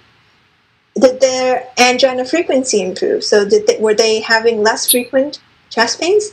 The scale here shows you that if you have a higher number, that means it's good, it's minimal symptoms. If you have a lower number, it's bad, that means you have severe symptoms. So in the beginning, in the stenting group, they rated their symptoms angina frequency at 63. So that falls in the mild symptom group. And after the stent, they rated at 74.4. So that's almost to minimum symptoms. There is an improvement. Same thing with sham surgery. They were in the mild section. They stayed in the mild section after the sham surgery. Again, not too much difference in terms of the ranking between actually getting a stent or just getting put to sleep. Physical limitation as well. So physical limitation, and asks you questions about, do you get chest pain when you dress yourself? Do you get chest pain when you go grocery shopping? So how much can you do with your chest pain, with your angina? And again, it's ranked on the same scale. The higher number you have, the better. So they rated themselves in the mild zone again, the stenting group. And again, in the sham surgery group, they also rated themselves in the mild symptom ranking. They did have some improvement in their physical limitation after the surgeries, but not much, and there's not really any difference between the two groups. So generally, the study showed people that yes, stenting can improve your symptoms, but we don't know if it's the actual stent that's improving your symptoms, or is it you thinking you got a stent that improved your symptoms? We're not sure about that. So this is another reason why doctors generally don't recommend stenting if you're just going in because you have some chest pain. Stenting is definitely beneficial if you're having a heart attack right now. Stenting will save your life. But if you just have chest pain once in a while and you want to get rid of the chest pain, stenting may not be the best way to go. Now, all these patients got really good medical therapy. Rachel, you showed us before all the medications, beta blockers, calcium blockers, and nitrates. So they really treated them extremely well with medical therapy. Tells us we have lots of options. And one of the things is that if you think something's going to be the case, it's probably going to be the case too, the power of suggestion. I'm quite impressed when people say, tell me the side effects of this. Why don't you ask, what are the benefits of the therapy? And how you put that into perspective right now, because the mortalities from heart disease have changed, not because of people's lifestyle change, it is because of the pharmacological therapy. Now, John Deacon's example, he applied both lifestyle changes and pharmacological therapy. He's doing tremendously well over time. So, as was pointed out earlier, that a plant-based eater can lower CRP dramatically. As well as weight reduction, and the power of medical therapy, the power of lifestyle changes, the power of support are so important. And I think we place too much importance on procedures. So thank you for showing that. And I love the next slide that you're going to show us as well. Next slide. There's the vessel. So these are some of the images that they took while they were in the patient's hearts. This is an angiogram, and you can see where the stars are where the vessels are narrow. So I'm not sure if Stuart can use his mouth to point at a few of these things, but for the first image on the left, you can see that there's a narrowing in the vessel where the star is, and that's what you see on an angiogram. That's where the doctor determines where you're going to stent things.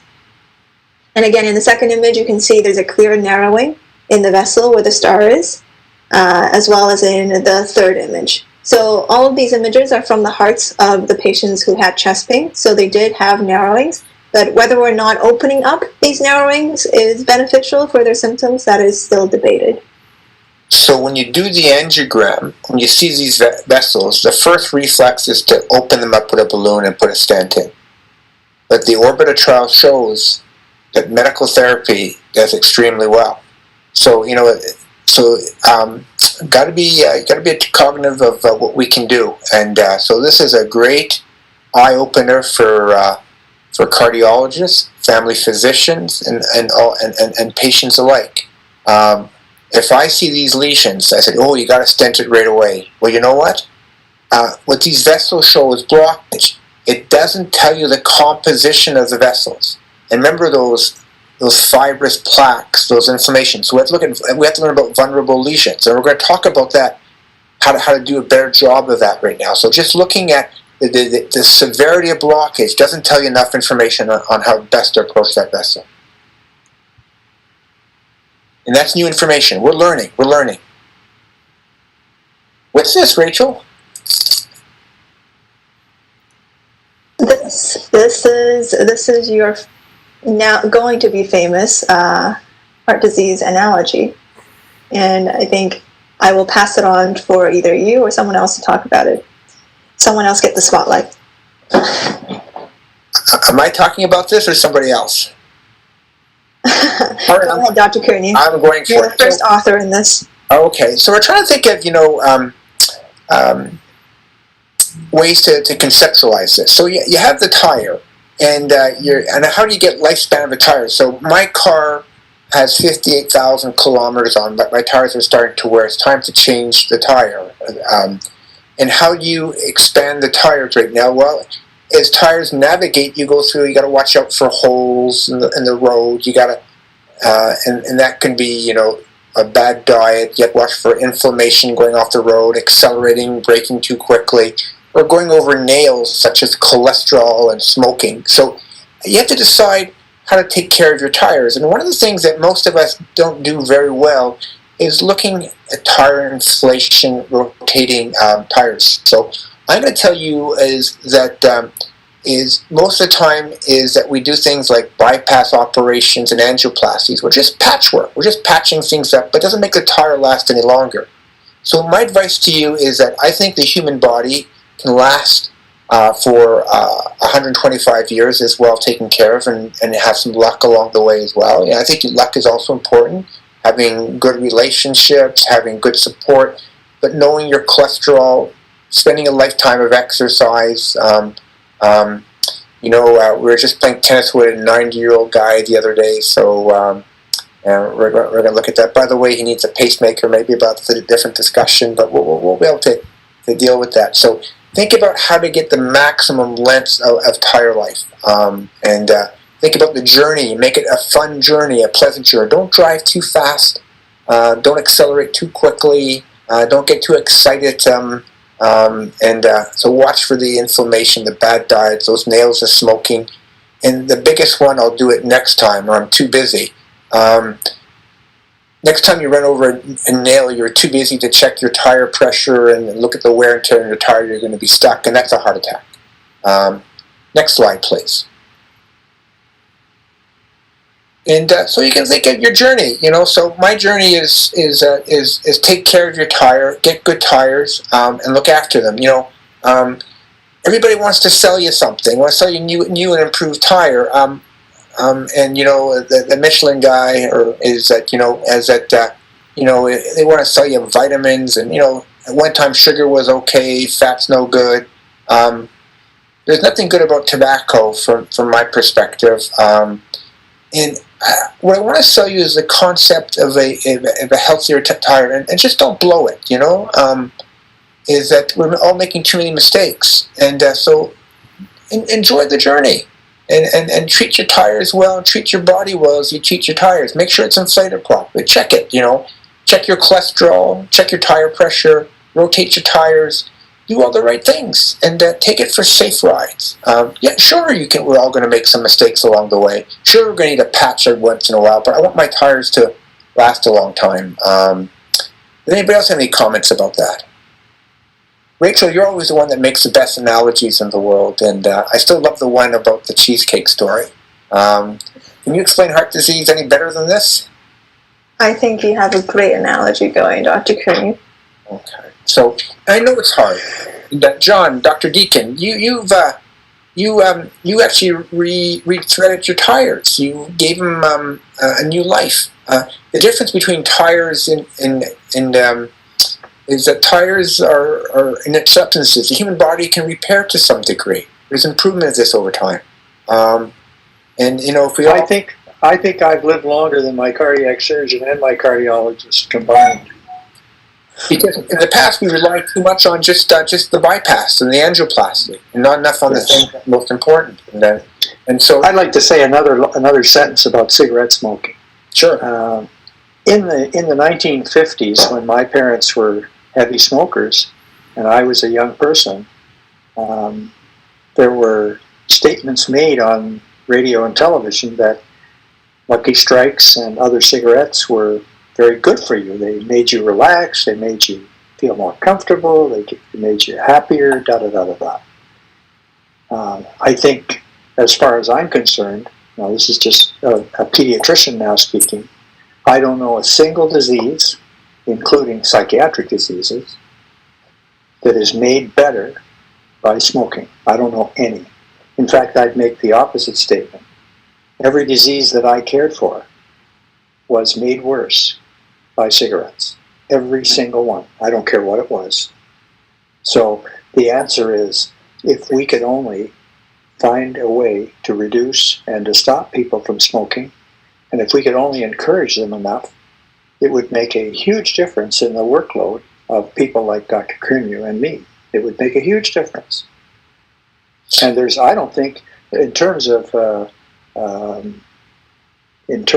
baby's survival, it was the single most important thing that a mother could do was to not smoke. Single most important of all the things she could do during her pregnancy. So I echo what Dr. Curnew says about smoking and cardiac health, and I'm saying now smoking and maternal health, smoking and fetal health, smoking and newborn health.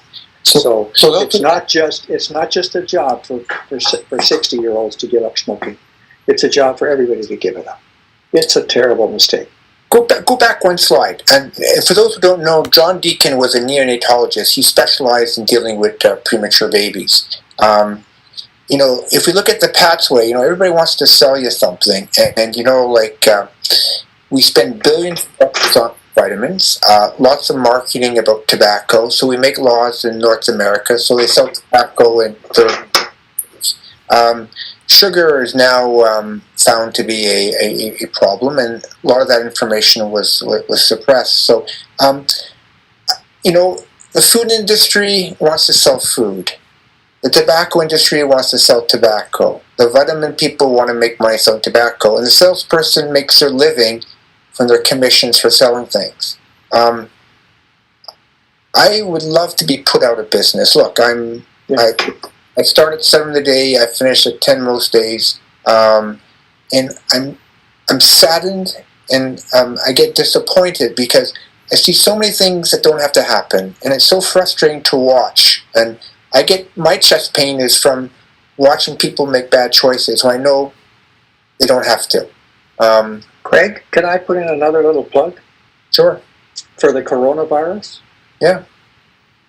I'd like to thank the coronavirus for reducing the stress on pregnant women to the point where they spent more time at home, more time eating their own food as opposed to eating other food.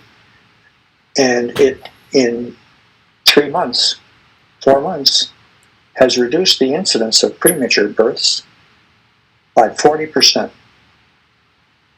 Now, if you can find anything that'll cut down the number of premature babies being born like that, that's what it's going to put us out of business. And don't you love it? So it's another measurement. It's another measurement about stress. When I talked about the stress in my life, this is the stress in the average woman's life who has to be pregnant and work and deal with a family and deal with children and da-da-da-da-da. But just allowing her to spend a few days at home, a few months at home, has cut down the incidence of premature births. And premature births is the number one cause of death in the first 20 years of life. And it's a huge problem. Yeah. A quarter of the babies that I cared for during my first years of life, a quarter of them died. And that quarter was almost all preemies. So anything that can reduce the incidence of prematures by 40% is huge. We've got to learn what this little change of staying at home and taking care of yourself and eating home food and da-da-da has, it's an accident of nature, but boy, is it ever a wake-up call. Anyway, that's all. That's the end of my little rant. Thank you. Let's move forward to the next couple of slides. What I remember is most of us will spend the last 2 years in our life with disease. So let's move forward. Okay, what's next? All right. So Dr. Curnew talked about taking care of your tire and not popping it. So what happens if your tire does blow? That's a heart attack. So heart attacks happen when you blow your tire, and as Stuart and Dr. Curnew talked about previously, during the plaque buildup, as it accumulates in your body, One or some of them may rupture and cause a blood clot, or it may get chipped off and be flushed into another major heart vessel, which also causes a heart attack. So this will cause a complete blockage in your blood vessel, and your heart muscle will start to die as a result of not getting enough oxygen and nutrients. So here on the right here, the diagram, you can see what happens when a plaque ruptures. You have a plaque with the fibrous cap in the first diagram. You have blood flow through it. When the cap ruptures, whatever is in that fibrous cap is leaking out into the blood vessel, and that causes inflammation and clotting. And you don't want to have a clot happening where the vessel is already narrowed, because that clot will completely seal off the vessel, and that's what causes a heart attack. There are many different signs for heart attacks. It's not just chest pain, and a lot of times it's not chest pain.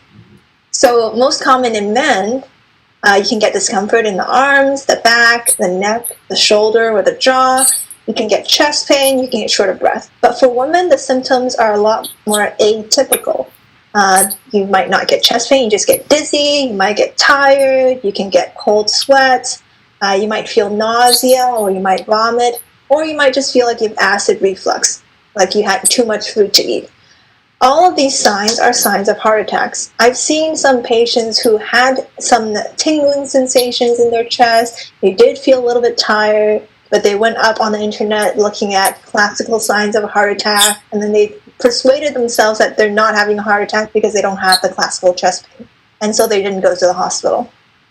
And it's a very bad thing because you're leaving that heart muscle to die without blood flow. And the only way to treat a heart attack is to get to the hospital and to get that vessel opened up. So in the next slide, we're going to talk about the do and don'ts of when you suspect a heart attack. So when you suspect a heart attack, when you have any inkling that you feel like you're having a heart attack, 3 things you have to do. First is to get help. Call 911 or get someone to drive you to the hospital. Do not drive yourself unless you absolutely have to, because you're at a high risk right now for being unresponsive, and you don't want that to happen while you're driving. While you're waiting for help, chew 2 baby aspirins. Those are the 81 milligrams. You have to chew them because chewing them will break them up into little pieces, and when they're little pieces, they act faster in your body. So they can start their effects much faster than if you swallow whole pills. If you don't have baby aspirins, you can also chew 1 regular strength aspirin. That's the 325 milligrams.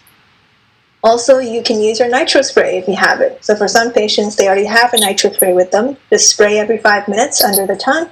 And if it's still not going away, go directly to the hospital. There are a lot of don'ts when you have a heart attack. Don't take Tylenol and try to sleep it off. There have been people that have done this. Don't try to wait the pain out.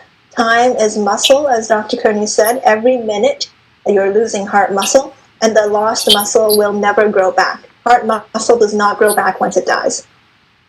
Don't self-medicate with online fast heart attack treatments. There are some treatments online that say, if you take, cayenne pepper and water, you can get rid of your heart attack. That is not true. The only way to treat a heart attack is to go to the hospital. There's no way to stop a heart attack by yourself. Don't avoid seeking help because of COVID-19. The heart attack admission rates have dropped by quite a lot once COVID-19 started. But the virus doesn't stop heart attacks from happening. Heart attacks are still happening at the same rate. It's just patients are not going to the hospital because they're afraid to get the virus. But an untreated heart attack is 10 times more likely to kill you than the COVID-19. So wait to go to the hospital because you're scared of getting a virus. Go to the hospital because you want to save as much heart muscle as you can. So these are the do's and don'ts. Please, please, please go to the hospital. Doctors get even more worried when they don't see patients coming to the hospital with heart attacks, because that means they're doing worse at home. They're probably suffering at home, not wanting to come to the hospital, getting more heart damage, and when they finally do come to the hospital, there's little we can do. There's little that we can salvage in terms of heart muscle. Okay, so the next slide, we'll talk about where you should go, what you should do. So someone who's having a heart attack needs access to what we call a cath lab. This is the place where the stenting and the angiograms are performed, and the doctors in a cath lab can open up blocked arteries and restore blood flow. Not all hospitals have a cath lab. So, in Hamilton, the only hospital that has a cath lab and can treat heart attacks is the Hamilton General Hospital.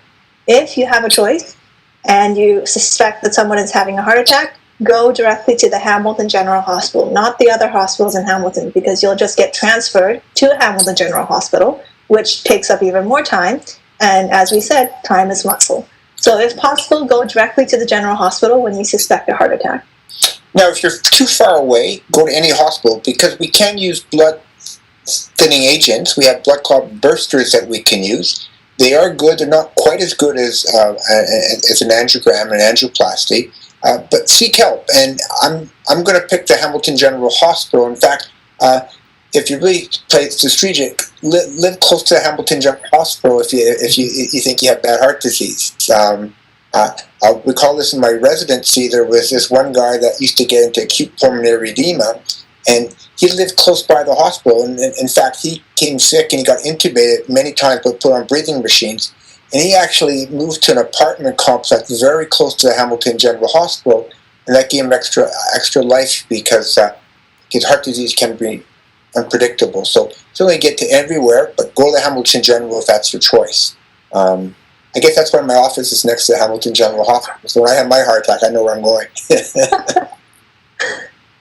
Yes, and all these things that we talked about, the angioplasties, opening up the vessels, the clot busters, they're all very recent developments. We've come a long way in terms of treating heart attacks, and we've really improved on keeping our patients alive during heart attacks. And we'll go through a little bit of the history of treating heart attacks in the next slide.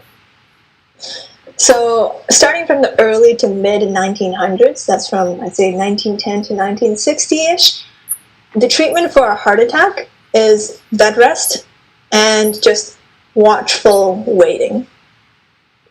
So if you had a heart attack and you went to the hospital, they didn't really do anything. They just put you in a bed for like a few weeks and waited for the heart attack to be over. So it's not really active treatment. It's what we call passive treatment. And they basically treat you for whatever they see. So if you had pain, they gave you morphine for the pain. If you had breathing problems, they gave you oxygen to breathe in. They might give you some nitroglycerin to help open up the vessels, and maybe some anticoagulants to prevent clots. They didn't even have antiplatelets at the time. It's just anticoagulants. So if you were born in the early 1900s and you had a heart attack, you had a 30% chance of dying, even if you made it to the hospital in time. So as our knowledge of heart attacks improved, we've come to realize that prolonged bed rest can actually be harmful and cause more clots to form. So when you're in the hospital bed for a long time and you're not moving, your blood can become stagnant and you can have even more clots forming. But we didn't realize that until a bit later. So unfortunately for people in the early to mid 1900s, heart attack was a big problem for them. But more research came out and we got more knowledgeable. So next slide. From the 1961 to around 1974, we started establishing what's called specialized coronary care units. So instead of putting these heart attack patients just in the general ward with everyone else, like who had a broken leg, a broken arm, and not just in the general ward, these heart attack patients, they're often isolated, because it was believed that you need to rest the body as well as rest the emotions. So they were placed very far away from the nurse's station so they don't get all the commotions, they don't get the noises. And you have doctors coming to the hospital in the morning to find that their patient actually passed away in the night because nobody saw them. Nobody took notice of them because they're so far away from the nurses. So in 1961, we started establishing specialized coronary care units. So in these specialized coronary care units, you have doctors specifically treating and looking after heart attack patients. You have nurses trained in CPR, training auscultation, and specifically looking after these heart attack patients. So the heart attack patients are no longer lost in the crowd, and there were less silent deaths overnight. And resuscitation can be performed immediately, if needed, by trained nurses. The ECG was also invented during this time. So before then, we had no idea what the patient's heart rhythm is. the nurses were told to just listen to the hearts frequently to see if the patients had an arrhythmia, abnormal rhythm, but there's no way to continuously monitor. So the ECG was invented, and that was a very, very great help. The doctors and nurses can now monitor the heart rhythms and continuously, and they can treat abnormal heart rhythms in a timely fashion. And as the ECG started being used in the hospitals, the doctors discovered that ventricular arrhythmias, like ventricular tachycardia, ventricular fibrillation, where your heart beats so fast and so abnormally that it actually doesn't pump blood anymore, that was the cause of a lot of deaths in heart attack patients. And we didn't know that until the ECG was invented. So being able to treat ventricular tachycardias, along with establishing a specialized care unit for heart attack patients, halved the death rate of heart attacks. So it was 30% before. Once we had these changes, it's now 15%. That's still pretty high. We had more improvements as the time went on. So from 1975 to the present age, we had very big strides. We had aspirin now being used and other strong antiplatelets during heart attacks. We developed clot busters, like Dr. Kearney said. These medications, they don't thin the blood, they actually eat away at the clot that's already formed, so they can actually dissolve a clot. And we invented coronary stenting, so we can now open up blood vessels. So before 1975, all the treatments were mostly trying to keep the patient stable, trying to make sure the heart attack doesn't progress. But starting from 1975, we actually actively treated patients and actively opened up and restored blood flow to the heart. And that, again, halved the death rate from heart attacks from 15% to 7.5%, or 3.5 if you, depending on where you are, basically. Average, I would say 5% now. But again, remember, this is if you actually get to the hospital in time. So get to the hospital. So, Rachel, I have to tell you a story. You make me feel old. One of the reasons I chose cardiology, I was one time a TIMI resident. That was a drug called TPA was just coming out. It was an experimental drug to see if we can use a blood clot dissolving agent. So I was one of two people in the hospital. My job when someone was having a certain form of a heart attack called an ST elevation heart attack, we used ECG to localize what type of heart attack you're having. The vessel was occluded. We actually had to drop what we're doing and go evaluate that patient to see if they can get this blood clot dissolving agent. So I remember at 2 o'clock in the morning getting called and having to rush from home to the hospital. Now back then I used to drive through red lights and things of that nature. I'm not sure if I was allowed to or not, but I felt really important. I left my car in the no parking area, came and evaluated the patient. Never got a ticket or anything. And I think that's one of the reasons I chose cardiology, because at that time there's a lot changing, a lot happening, and you can actually do something that was useful. And one of the things that doctors want to be useful, so that was a change. And the other thing that happened too, when I came on staff at the Hamilton General Hospital, there was a person dying from a heart attack. And when angioplasty was first started, it was used for stable patients, those chronic stable patients. We felt that if you were unstable, it was too risky to do an angiogram. So there was this other doctor, Dr. Mishkel and myself, there was this person dying of a heart attack. And we decided to go to the cath lab at 2 o'clock in the morning. And here were these two young whippersnappers in the cath lab doing something that we weren't supposed to do. And I remember the senior cardiologist said to us, "Son, I appreciate what you've done, but don't do that again." This turns out to be the treatment of heart disease have changed. So when you think you know something, there's a lot to learn. So we evolve. And the important message to everybody is we evolve with time and learn from mistakes and from science. And science gives the best answers. And these were properly evaluated. So truly amazing how heart disease mortality went from 30% to less than 5% at this point in time. And we're still doing better than it was before. And I think you point out, if you think you're having a heart attack, get to the hospital. Get to any hospital if you can. If you have a preference, get to the Hamilton General Hospital if you live close to the Hamilton General area. Look where you live, where the cath lab is in your area, if you think you're having a heart attack, and calculate how to get there, and practice that route if that's possible, and have someone drive you. Important. Keep going. So you make me feel old, Rachel. But I'm excited too as well that I've learned a lot, and I still have a lot to learn right now. So next 40 years are going to be very interesting times as well. Yeah, so the evolution of heart attack treatment has changed a lot in the few decades, I think. And there are still things that we're working on. It's a constant effort to progress our treatment of the heart attacks. So one of the trials, a very recent trial published in 2019, so just last year, was looking at more details in treating heart attacks. So the standard treatment of our heart attack is to open up the vessel, usually with an angioplasty. But should we just open up the vessel that's causing the heart attack, or should we care about the other blockages that the patient may have while they're having a heart attack? So usually when you go in for a PCI, there are some incidental findings. So you can find other blockages in the heart, and it was a debate, of whether or not to stent those vessels as well, or just leave them be. And the complete trial looked at this problem, and they did some research on it. So they recruited 4,000 patients presenting with a heart attack and multi-vessel disease. Multi-vessel basically means that there's more than one vessel that is blocked. So they divided the patients into a culprit-only stenting, meaning that they only stent the one vessel that has 100% blockage that's causing the heart attack, and another group called complete revascularization. So instead of just stenting the one vessel that's causing a heart attack, they also treated the other vessels which had significant blockages.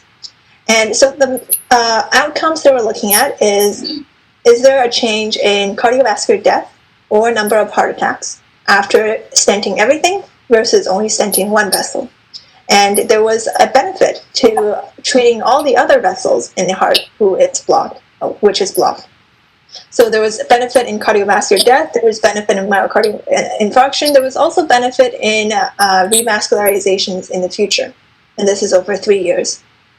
So basically this study gave us new information about how we can stent the patients who present with a heart attack. There is another sub-study that's done looking at the specific lesions in those patients. So next slide. It's called the Complete OCT trial. OCT basically stands for Optical Coherence Tomography. It's a special imaging test that tells us what the lesions, what the plaques are made of, basically. Is this a stable plaque? Is this a vulnerable plaque? And as Stuart and Dr. Coronary mentioned before, we want to stent vulnerable plaques, not necessarily stable plaques, because vulnerable plaques are the ones that can rupture and cause heart attacks or future heart attacks. So they took 93 patients in the complete trial, and they actually imaged their plaques while they were doing the angiogram. And almost half the patients who had the heart attack had at least one other complex and vulnerable plaque. So that means this plaque is very likely to rupture in the future. The more obstructive it is, the more likely a plaque is vulnerable in the setting of a heart attack. And the high percentage of vulnerable plaques in these patients may be part of why the complete revascularization group had more favorable results, because their vulnerable plaques had been treated, whereas in the culprit-only group, they had vulnerable plaques that were not being treated. And so those can cause future heart attacks and future revascularizations. In the middle, there is the image of 4 different plaques that were imaged. So in A, it's called obstructive TCFA. TCFA is basically thin cap fibrous cap atherosclerosis. The thin fibrous cap plaques. And so you can see, compared to the one on the right, A and B, the B had much thicker walls, or much thicker plaques. You can see from the yellow lining, it's much thicker compared to A. So both of these are obstructive. You can see that the opening is narrowed compared to the bottom, where it's not obstructive. It's quite round and open and patent. The ones above are quite narrowed and a bit jagged. So these are the plaques that you see. The obstructive, a thin cap or vulnerable plaque, has a thin layer of calcification or a thin layer of fibrosis, whereas the obstructive non-vulnerable, so stable plaque, had a quite thick layer. on top of the plaque. So this is a stable plaque. We don't really want to stent this. We want to stent the vulnerable plaque here. Below you can see just an open artery, but also with some plaque. So this is basically artery with some fatty deposits and a little bit of superficial calcification at the top. That's why you can see the yellow lining there. So this is a thin plaque, so thin atherosclerosis plaque. Here you can see a bit more thicker calcification, so the yellow lines there are calcifications, and this is a stable plaque, so a thick fibrous cap.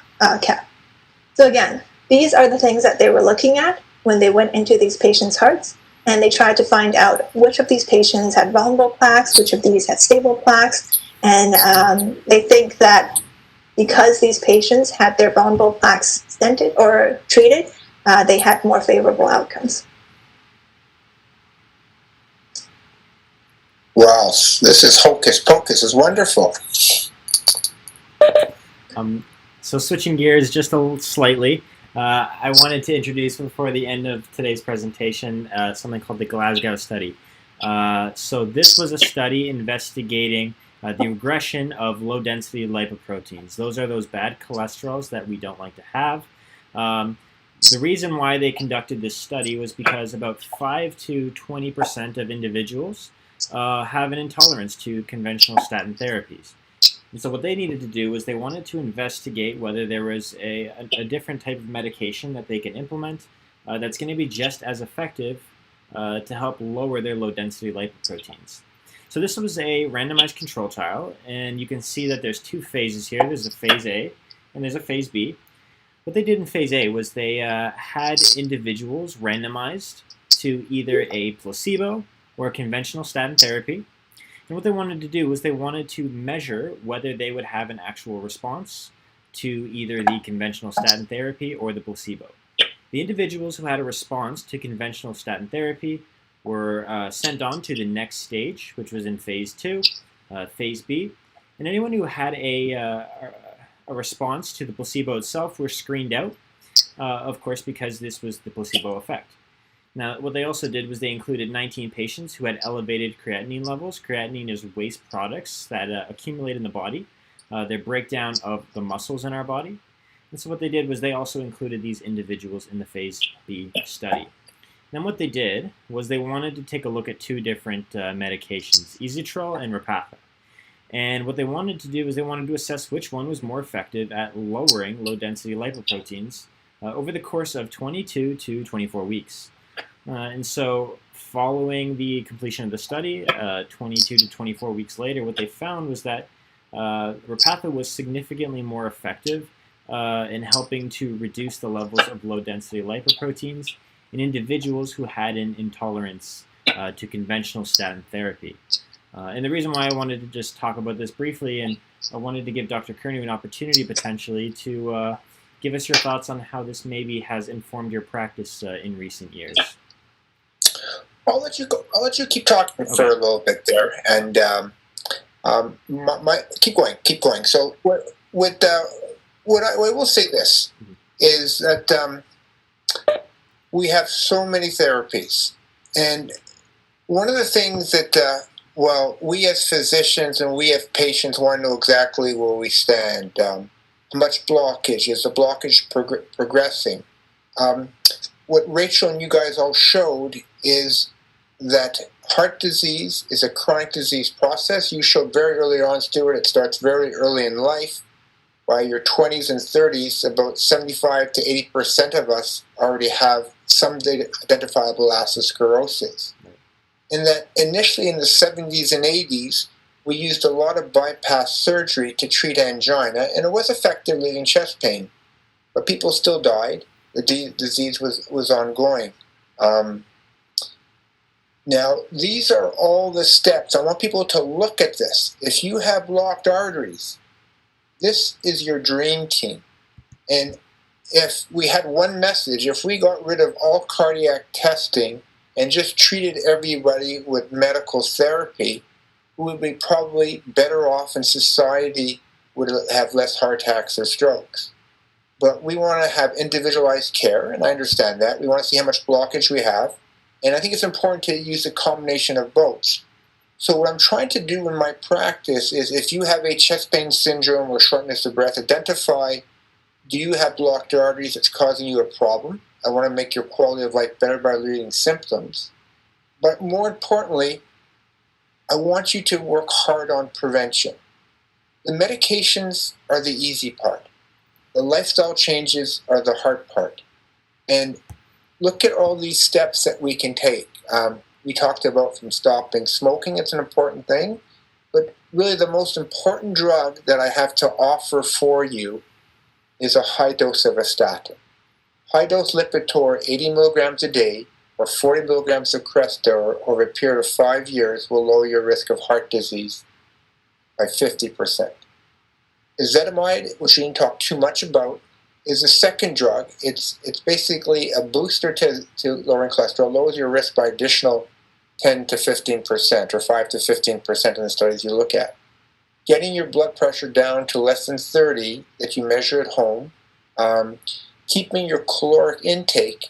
And, my diet is trying to eat less. Yes, I'm a nighttime eater. Yes, I'm not perfect. I enjoy activity for improving my quality of life and for my longevity. And I know the last 2 years of most of our lives will be an illness. And we tend to spend a lot of resources the last 2 years of your life.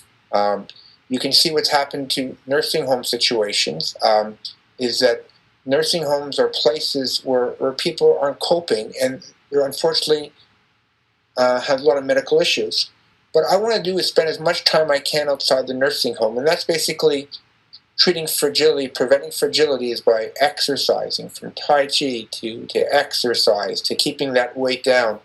I know it's hard to lose weight, but there's our ways of doing this. And there are so many medications, and there's so many lifestyle interventions. And this is the dream team you need to put into place. At one time aspirin was the godsend. Now aspirin has its role. It has its role in people who have blocked arteries and if you're having a heart attack.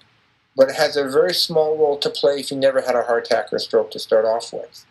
So my hope to all of you is that it looks like the future is that we're going to identify vulnerable plaques.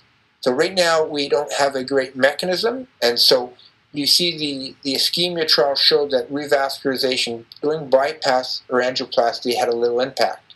Where the complete trial showed the exact opposite. When you have unstable plaque, you probably have more than one unstable plaque, and stenting multiple vessels are important. Now we have to figure out which ones are unstable plaques and which ones are stable plaques, and that's the ongoing work right now. So I'm going to ask Dr. Deacon, is that, what do you tell the average person out there that's not really paying enough attention, or I think the vast majority of us don't pay enough attention to our lifestyle and to their heart health or their health in general? What do you tell people? How do you motivate people? How do you have people make better choices? That's a question that is so difficult. I guess the first thing I would say is, how do I motivate myself? And I guess the first thing I would say is, if you looked at the whole of this talk and tried to do everything all at once and get yourself as quickly as you could into the best possible shape you can, you're going to give up after the first day. So my first suggestion is, look, every walk starts with one step. So my first suggestion is, make one tiny step in the direction that Dr. Kearney was encouraging you to go. If one of those steps is, why don't you take this medication and take it for the rest of your life, as I am, but why don't you make one tiny step and do that? And if you can do that reliably and regularly, you're on your way. And then as you feel that success, and you should, by the way, applaud yourself every time you can make a change. If you can make one little change, weigh yourself every morning. It doesn't matter if you lose weight or gain weight, just weigh yourself every morning. Hooray! I just give you a big star for that. I just, while we were going on about this, a little alarm went off, I hadn't taken my 8 o'clock pill. So at 8 o'clock, I got my glass of water while you were talking, Greg, and took my next dose of pills. So I keep little things that I can do that give me a hooray, and that's the only thing. That's the only way I can think of to help people. I certainly didn't go from 220 pounds down to 165 pounds in one day. In fact, it's taken me 20 years to do that. So yes, every pound you lose, every kilogram you lose is a hooray moment, I think. So that's my big message in terms of that. I don't think everyone can do everything, and we need to just encourage them to do what they can. And if they can't, we need to give them the as much comfort as we can to reduce the stress of coming to see us, and to have as happy a life as they can for the rest of their lives. I don't have any other magic ways, but I do know that when I was in medical school, we did a study of medicines for diabetics, and we found that the errors in the administration of the diabetic insulin there was a 50% chance that the drug that they were administering on any given day, given the measurement that they were supposed to put in, which was determined by their blood sugar levels, there was a 50% chance it was either a half or twice the dose that they should have used. So, holy smokes, how can you control your diabetes if half your patients are going to be giving themselves an inadequate dose or an overdose of the medicine? It's very, very difficult. So anything that we can do to encourage them to do it the proper way and to take the right amount is huge. Anyway, that's all I have. Great words, great words. What's the next slide? So the COURAGE trial shows the exact same thing as the ischemia trial. That was done before. So this is not the first trial, and I don't think we'll belabor this, but basically medical therapy is as good as revascularization in this particular trial. Next slide, please. What do these trials tell us? Next slide, please. Surgery is wonderful. It relieves chest pain. It gives reassurance, but it's not as good as we'd like it to be. It's, that tire blowing. It's putting that patch on there, and the patch sometimes can be very life-saving. But more importantly, keep your tires inflated at the optimal place, and watch where you're driving the car. Avoid those nails. Avoid those potholes. That may be a better way than just putting the patches on all the time. Next slide, please. Dr. Deacon, you showed us elegantly that you were faced with a very serious disease process. You overcame that process. And you protect a lot of people. And one of the things I've learned is that our behavior starts early in life. We're influenced by what's around us. But I also realize as we get older, we get more stubborn, but we can still learn, maybe a little bit wiser. And as I get older, I have less time left, but I want to enjoy those moments. So I would tell you young people, work hard, but enjoy the journey. Next slide, please. This was a bypass operation many years ago. Surgery was one option, but what's keeping you alive is the combination of lifestyle changes and surgery. And you're very attentive to detail, and you're very supportive of others and the people around you. One of the hardest things is that, are you in the right relationships? Are you in the right work environment? I guess I'm lucky my job is very stressful, but it's also the most rewarding job in the world, and I'm grateful for the opportunity to serve and try to make a difference. I'm enjoying these young people taking over, and I'm enjoying the people in my practice that I've known the longest. I don't enjoy watching bad things happen to people. I will speak my mind. Maybe I should just shut up more often.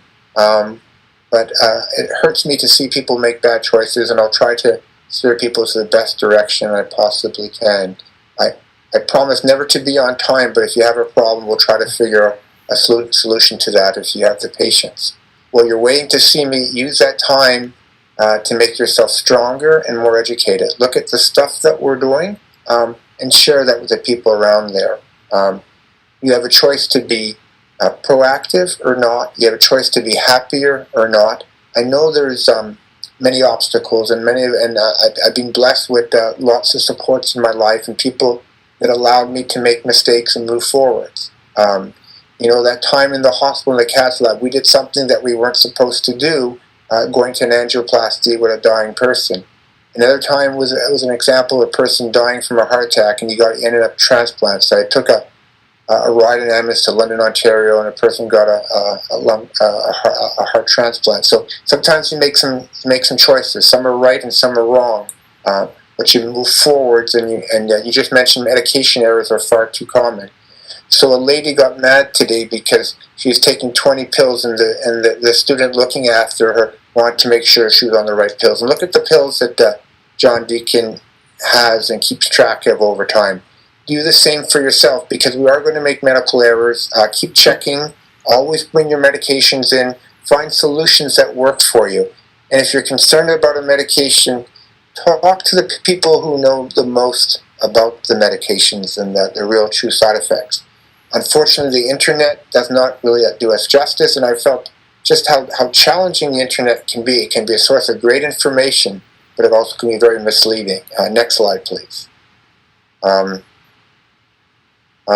Again, is that you started off at 208 pounds, you're almost at your 155 pounds. Who would have thought? And you could also said, it was my parents' fault because they smoked. It was my job's fault because it was too stressful. It's my boss's fault. It's society's fault. I don't care whose fault it is. Just move forward in the right direction. And I find weighing myself and not being mad at myself for not being successful a good thing. Can I always do what I preach? Absolutely not. But I'll keep at it, getting better. Look at this, keeping track of blood pressures and keeping track of progress over time. Dr. Deacon did, so can you. Next slide, please. The foundation to health is good, healthy eating. We know that being plant-based eating can lower C-active protein. It can improve your health. You and I, John, have become more plant-based eaters. And I'm not saying you have to be a plant-based eater, but sure, it's good for the planet, sure, it's good for the animals, and sure, it's good for your health is one solution. It makes taking less medications. Next slide, please. Look, you've done so much. You've been to our picnics. Maybe I'll let you say a few words about this slide, John. Well, you'd asked me to come to the picnic and give a lecture, and I think the lecture had to do with what I do each day, and you just sort of showed all the things that I do. As a physician, it's very hard for me to make decisions without information. And information, it turns out, is in some cases just simple numbers. The number of inches around your waist is a number. The number of kilograms that you weigh is a number. Your blood pressure is a number. All of these things are numbers, but they reveal things that physicians like Dr. Curnew and I can use to design the best treatment for you. So is it essential for you to do it as often as I do? Maybe not, but it doesn't hurt. It never hurts to have more information. It hurts to have less information. So again, we can't hear you, Dr. Deacon. Oh, I'm talking. Okay, now your voice is coming in and out. Okay, then I'll just hang up. No, you said it's coming back. So so basically, know your family history, work on your weight. It's going to be a hard version. Improve your diet, and make better choices. And one of the things that I keep learning is relationships, and work on them. They take work. Love your family if you can, and love the people around you, and make them all better. Next slide, please. Surgery is one solution, but it may not always be the best solution. Think about lifestyle changes. You can all do it. Again, heart disease starts the day you're born. It's a long process involving multiple vessels. Next slide, please. again, we talk about the vulnerable plaque. So we're using IVUS technology, and these are the cartoons. So we think this is the wave of the future. Will this pan out to be absolutely true? I don't know, but this is what I think is the way it's going to evolve right now. We need to identify the plaques that are risk rupturing, and we're starting to understand this. This needs to be researched in more detail, but I think this is the wave of the future. We're going to have better ways of looking at this. Next slide, please. And so this is sort of like Star Trek. This is your journey. You know, you can fight the Borg, or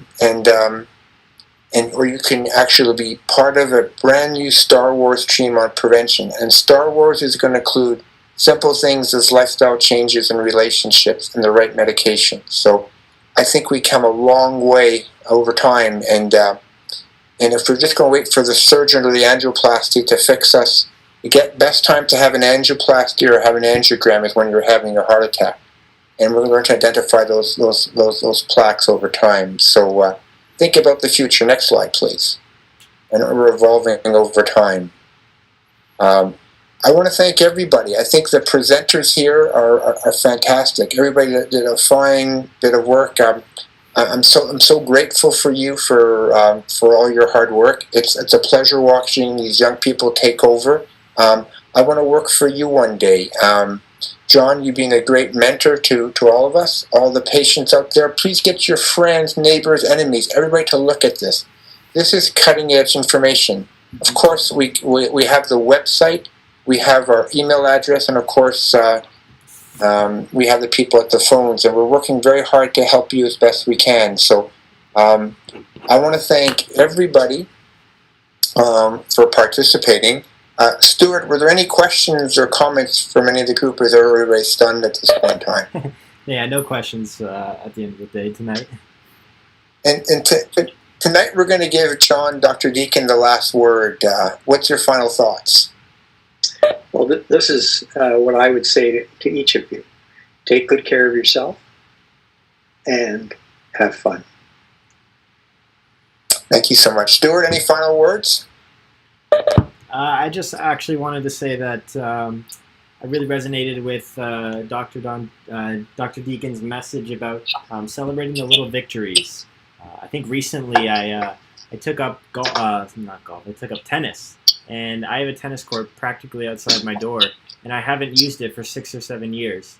And during the quarantine, it's been tough to kind of get out because my father is immunocompromised, and so we kind of keep a really tight circle.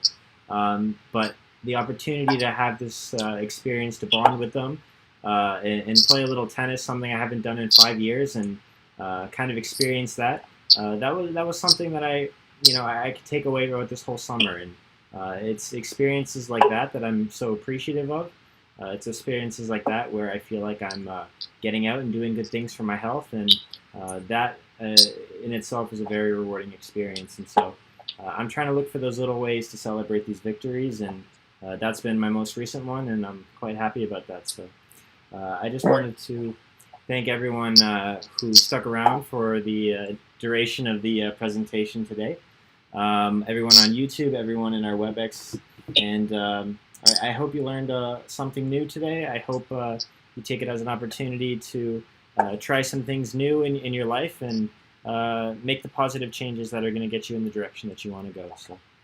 So heart disease starts off so simple, gets very complicated. I want to give a special thanks to Emma, Helena, and Rachel for their fine work and putting up with all the revisions I made them go through and things of nature. Do they want to say any final words at all? Any final comments from the superb work that you've done and the research you've done? So I've been personally working with Dr. Deacon, and I think it's amazing sometimes just to hear and listen to what he has to say and what people around you have to say. So yeah, a lot of fun working with him. So thank you, Dr. Deacon, as well. Well, I want to thank everybody.